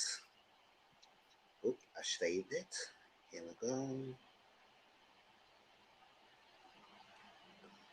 Crazy. Oh wait, hold up. This is off. Let me see it's on. Okay. Here's the way I personally, I think that this was definitely an unneeded situation. I don't know what Nikita was trying to do to maybe sell her out, her record or whatever it is. I don't know. I don't have anything. I personally don't know Nikita. I don't know it. I get what she was saying about, they're tired of situations of girls being, in the background and girls need to be in the forefront of stuff. But sis, this is not the way you do it. Like, this ain't the way. You feel me? And I know I'm going to get a lot of, like, choppy ups at me from the girls with certain stuff, but this ain't really the way. Like, first of all, we black trans women. I'm black, and majority of the black people, have been tagged and stuff, asking about Madison, how do you feel about this? And personally, I feel like that this was very much so. This was not a needed thing at this moment. Like we're already in a climate where there's so many. Everybody's against everybody, and in our community, in our Black community. Now, this is no shade to Nikita, okay? But since you're not Black, and in our Black community, we already have a huge divide amongst Black cis women and Black, trans women. And girl, this just was an added fuel to try to make it seem like that we are in some huge competition with each other, especially talking about who looked better than who looked more real than who did this and who and what, and all of this bullshit. Like, girl, like this was not needed. Now you already opened yourself up to you already know what the girls go for when they start having conversations about us. We're already met with he, him, it, all of the things. And so you open up the door for that. Do I feel some type of way about Asian doll or Asian brat, whatever her name is? I don't know her. If do I feel anything about what she said? The girl was defending however she felt. Am I over here with the themes of like that she should have been misgendering? I don't know. Bitch, when I'm fighting the whole, I'm gonna go for the throat. When I'm fighting a bitch, I'm going for the throat. That's just what it is. You feel me? And if any one of you bitches want to fight, know that I'm going for your throat. That's just period, point blank. I personally feel like that this was very divisive, and I personally feel like this was not a necessary thing. And then, putting the thing up there with Tyga, we are, bitch, this not the first time we done heard about Tyga. This ain't the second time. We done heard a lot of shit going on with it. We know. And a lot of you girls get out there, girl, and y'all do the things that you do, and then it falls back on the Black girls like myself, who is very outspoken in her community, who's very outspoken about Black issues and things like that. And so therefore, I've been getting tagged and messaged all fucking day. I can't even sell my damn ticket for my damn live show because I'm getting tagged and messaged all day with this bullshit. And it's just like, bro, I really feel like this is an unnecessary thing. Yes, I get the side of the story where she's saying that, oh well, girl, ain't nobody better than no motherfucking body, because if it wasn't for women, we wouldn't be here. So let's cut that bullshit out. I get what women saying, like, they always feel like that there's a big issue. But women, you have to understand that, you all have this thing inside of you as a natural, you're naturally competitive anyway. And so us being trans women coming in the door, we have to stop going around and acting like that it's not an issue. Like you already feel a certain way, when with other women. And so when trans women come in the door, it's already bitch, and you ain't even no real bitch. So I gotta whoop your ass too. So my thing is, this was such an unneeded war right now. Like this is so unneeded. And I'm sorry, sis, the Black girls, Miss Nikita, the Black girls is on your ass because you're not Black. You might fuck Black men, and you might suck Black dicks and things like that, and you might, mimic Nicki Minaj and things like that. But girl, you're not Black, and therefore the Black girls is going to be on your ass the only way that they know how, and they are going to misgender you. But you open up that door for that, because this is what they do. Now, am I co-signing what they do? No, because I cuss the motherfucking hoes out too, bitch, when they misgender me. But I'm not gonna start. I'm not gonna start a place. I'm only gonna come from a place of defending myself. That's how it's gonna work for me. I'm gonna come from a place of defending. Anytime one of you hoes get my motherfucking foot down your throat, bitch, you get my foot down your motherfucking throat, bitch, because you hit me first. I'm not gonna come with this. I'm not gonna come with just up out the door. I do really feel like this was an up out the door. Like, yeah, we better than real women, and we just. I'm like, girl, what the fuck? I'm like, what in the entire fuck is going on? So I don't really think that you really thought this out. And Black women is definitely coming for your ass. They're gonna come for your ass the only way that they know how, because bitch, that's what they give. They're going to set a fucking knife in your windpipe, girl, until they're tired, because they be trying to tear me up too. But at the end of the day, you have to pick and choose the way that there is a needed conversation. Yes, there is a needed conversation to try to settle the grounds of the divide that we have between cis women and trans women. There is a big divide. However, this is not the way that you stick the flag in the ground and wage war. This was like very unnecessary. Like these are my opinion. If you're gonna promote your song, that's the tea. If you're gonna be the first pop star trans girl, that's the tea. That's good. But it's just like, girl, come on, like. Come on, you knew that the girls was going to be on your. Now, if this was a ploy for you to sell records, okay, fine. But you knew that the girls was going to be on your motherfucking ass. And then they're not just on your ass. The girls are over here terrorizing me, windmilling me like I said some shit about them. And it's just like, girl, you can't. It's just like, I don't think that you really thought this. Personally, I don't really think that you thought this all the way through. But I just personally feel like that this was so unnecessary. This was so unneeded, and it was, like the black girls. This is going to trickle down to, because we black. Like crazy asking me about. Okay, everybody. My thick and fat fingers push it all the way back. Hey, like what was the reason? Oh, I'm sorry, baby. I didn't mean to poke you in the eye. I ain't mean to poke you in the eye. Yeah. I'm trying. Oh, you live? Yeah, I'm live talking to people. I'm at work. Listen, I'm working, so people's like messaging me like, "Well, bitch, when you gonna come say something?" I am at work. I love it. I am at work. Okay, I'm gonna stop right there because it's kind of 9 minutes. It's kind of long, and I want to go over Auntie Mama's thing because some of us gonna relax and eat and get ready for her thing. So, Tracy, tell me your thoughts about this whole Nikita Dragun, Tyga, T.S. Madison, her message, all that stuff. Did you get the purpose? What was her purpose? Why is she trying to do all that? I'm glad that Tyga cleared up, but tell me your thoughts about that. She a troll. She been a troll since she was in the beauty community. She'll do anything to sell anything. But again, sometimes you got to take the repercussions of your actions. If me, as a person who's not a part of the LGBTQIA community, out somebody, the community would come for me full force. So don't feel like it's any different when it's on the other side when the shoe is on the other foot. If it's not okay for someone who's not in the community to do it, it shouldn't be okay on the other side of the coin either. Because, everybody's right to whatever they want. They should be able to choose to tell who they want about whatever they want to do within their own lives.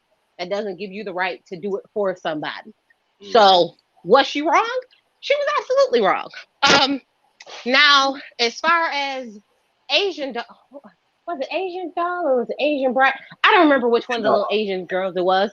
But her saying that she was a boy in a dress. Somebody text me this room. Was it low? Oh, what was it? Was it low? Absolutely. But in war, it is what it is. Because if you come for somebody, you can't then tell them how mad to get. You can't then tell them, oh, this is now off limits. Oh, no.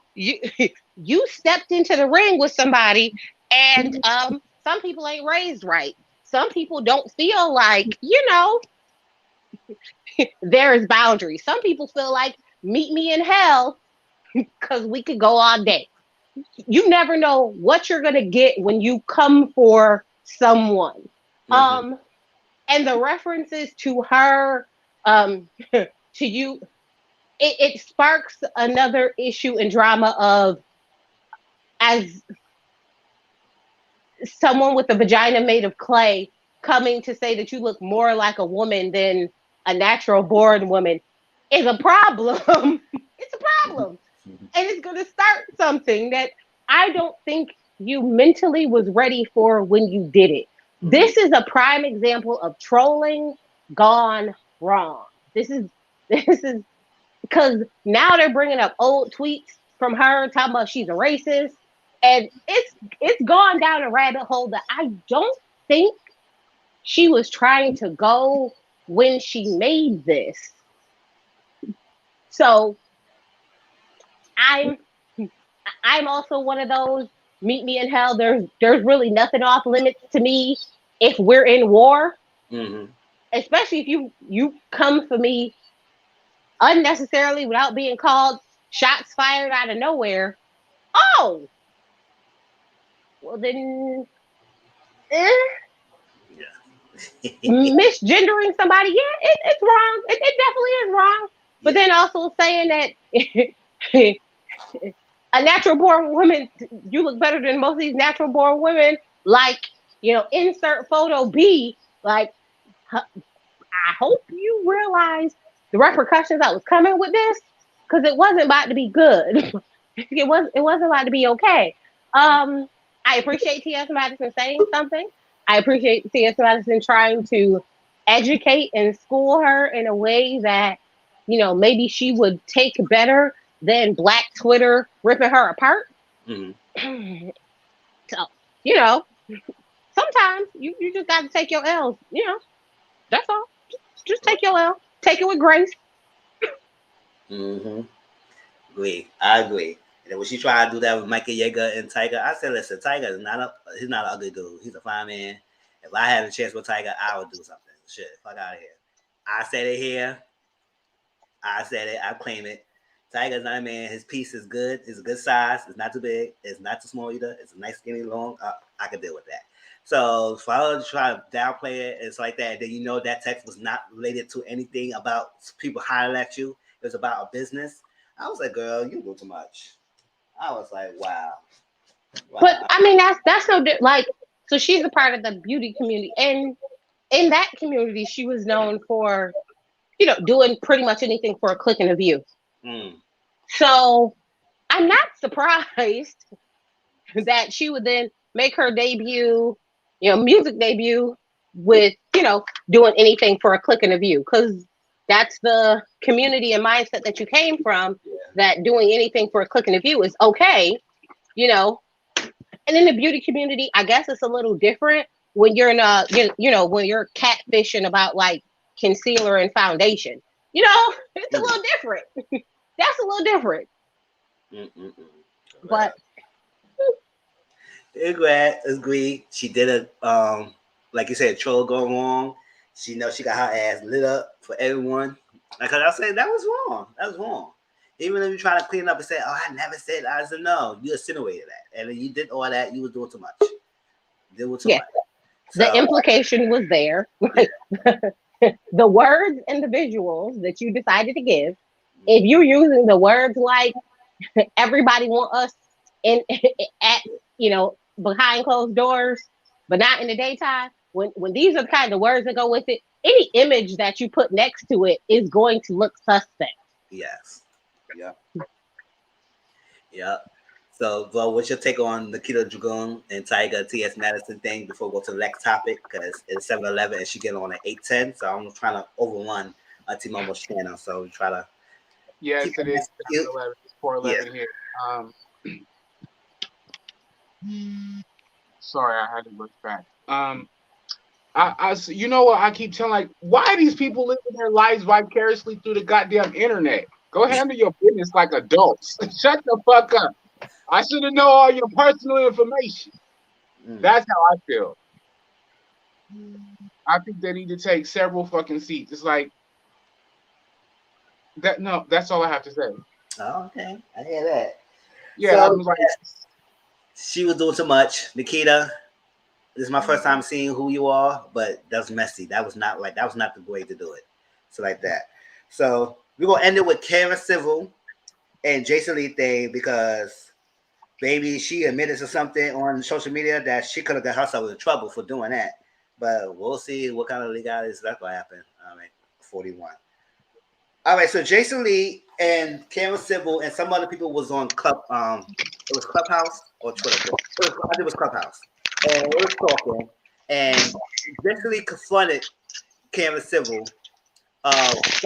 His page was taken down back in the years past and like that. So something that she wanted him to take it down, and he didn't even took it down. So she hired a hacker to take the page down, and basically admitted that she did hire someone to do it and everything. And let me do a clip on that, and then get your takes on that.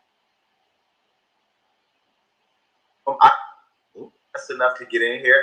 I want to say, first of all, I commend y'all for starting this conversation, because people in the culture are afraid to drag her because of how she operates. So I'm just going to tell you really quick what her DNA is like.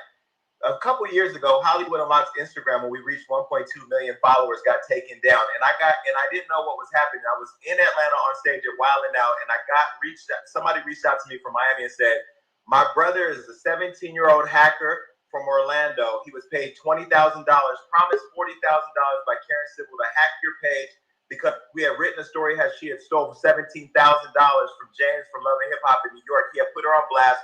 We wrote the story. We refused to take it down. And she basically paid a kid to hack us. She promised him a rap career. He sent me all the video recordings, all the screenshots. She didn't pay the back end, so he outed her. Now, when I found out about it, I let her know. I called her that night, and I told her I was going to take her down. Somebody texted me this room. I couldn't pull over fast enough to get in here. I want to say, first of all, I commend y'all for starting this conversation because scammer from day one. He did it, and I did what I had to do.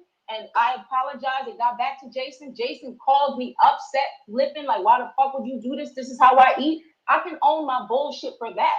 Yes, of course. Me and him, I apologized to him. We spoke on the phone. He probably did record it. And you can hear my apology on it. And I gave it to him. Then Nip's funeral happened. I gave him tickets to that. I thought we spoke to each other in Hollywood at an event.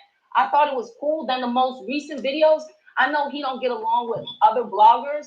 And I'm assuming, for my take, I thought he thought I teamed up with him.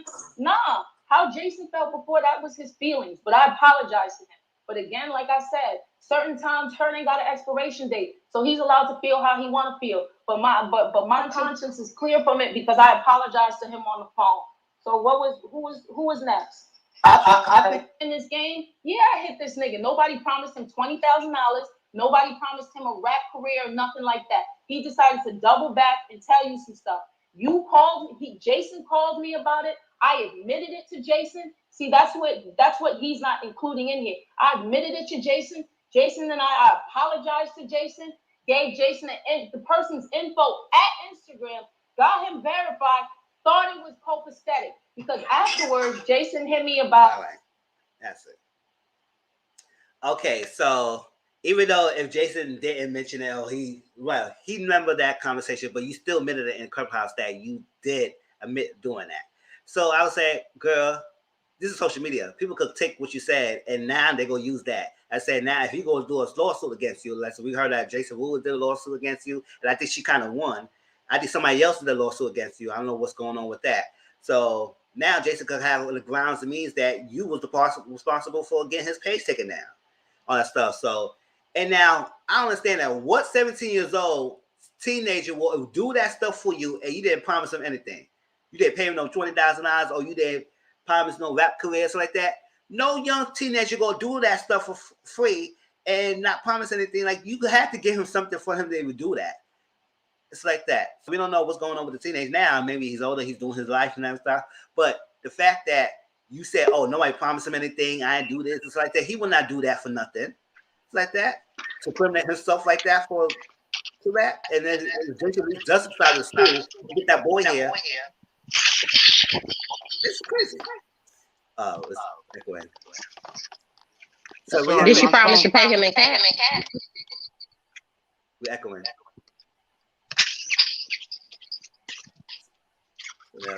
Noise cancellation. Can y'all hear me? Yeah, we hear you. My phone went completely nutso. What? Bro, put the noise cancellation because we're echoing now. All right, are we gonna get off right now? Or are we gonna keep going? No, we go send the echoing. So can you like turn the noise cancellation down? It's me, my bad.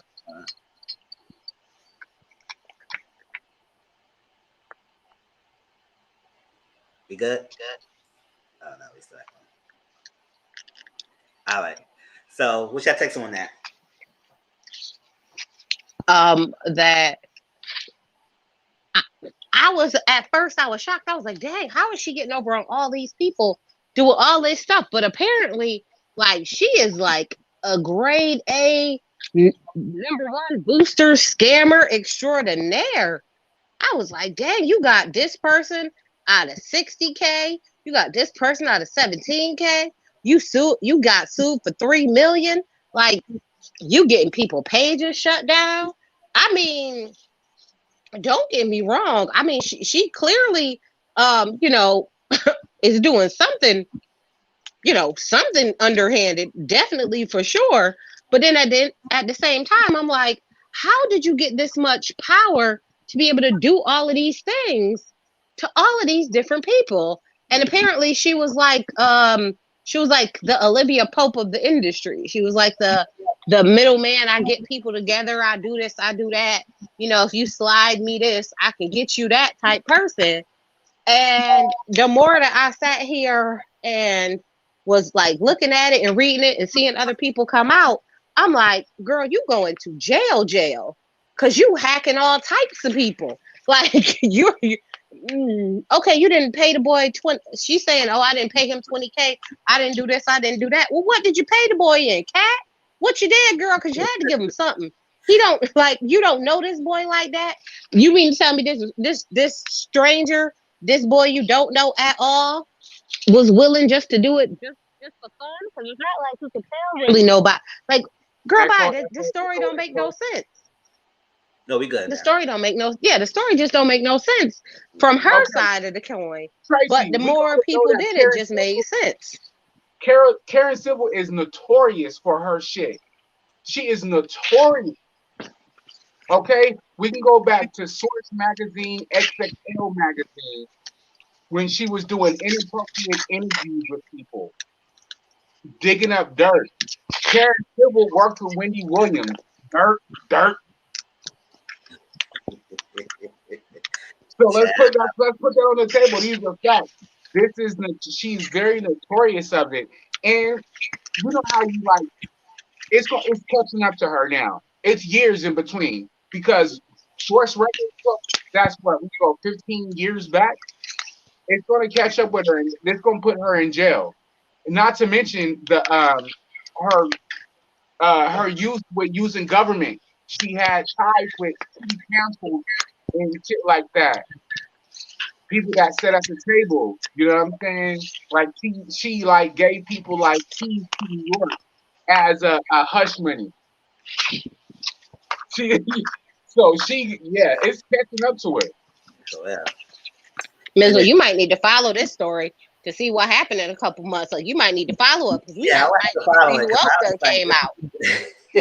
I would have to follow it because all these people were saying this about her. I said, if all these people coming out about this lady, you doing something. You know, it only takes one person to break their silence to get their, you know what I'm saying, their resolve.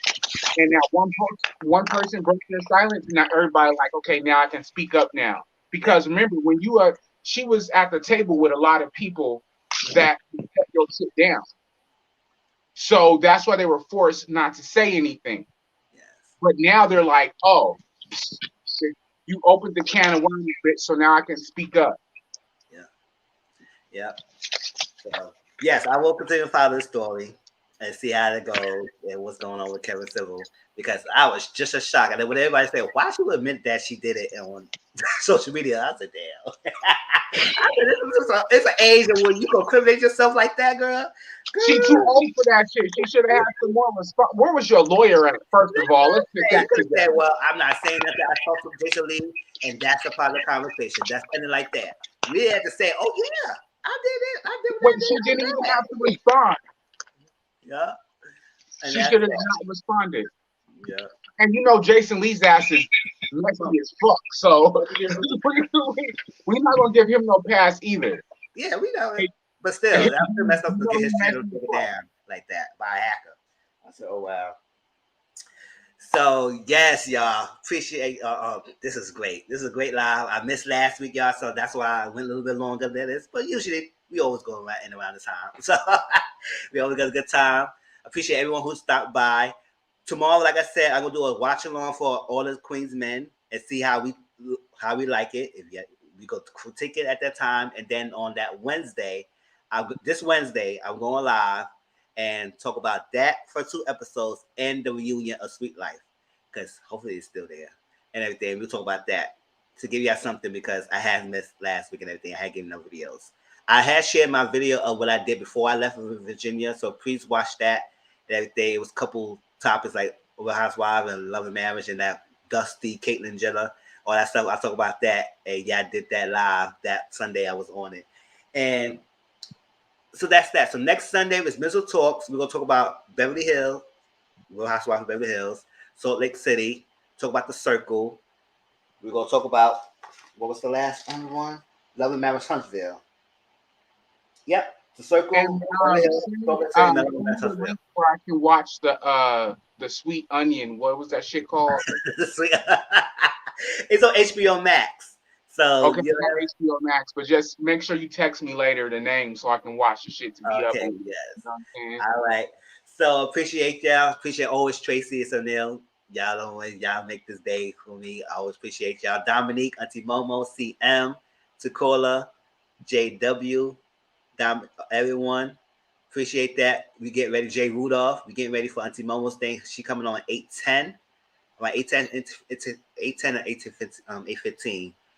Easter time, 7:15 Central time. So we have a little bit of time to eat, get some drinks. I gotta go to the store, get some eat, and I'm gonna give me a little Get wine. yourself together. I have my wine cooler tonight, y'all. So y'all on the panel.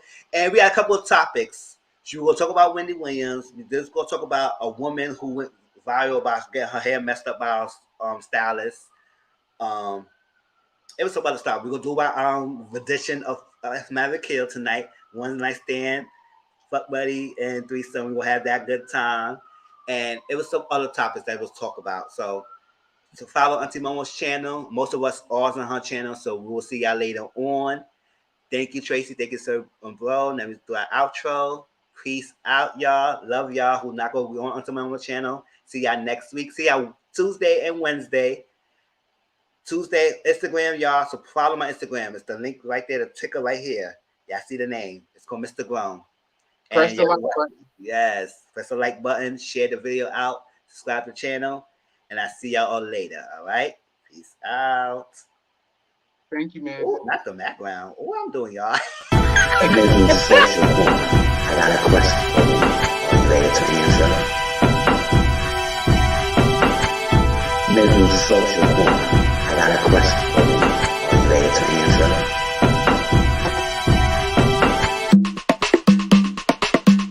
Mizzle Social Corner. I got a question for you. Are you ready to answer? Mizzle Social Corner. I got a question for you.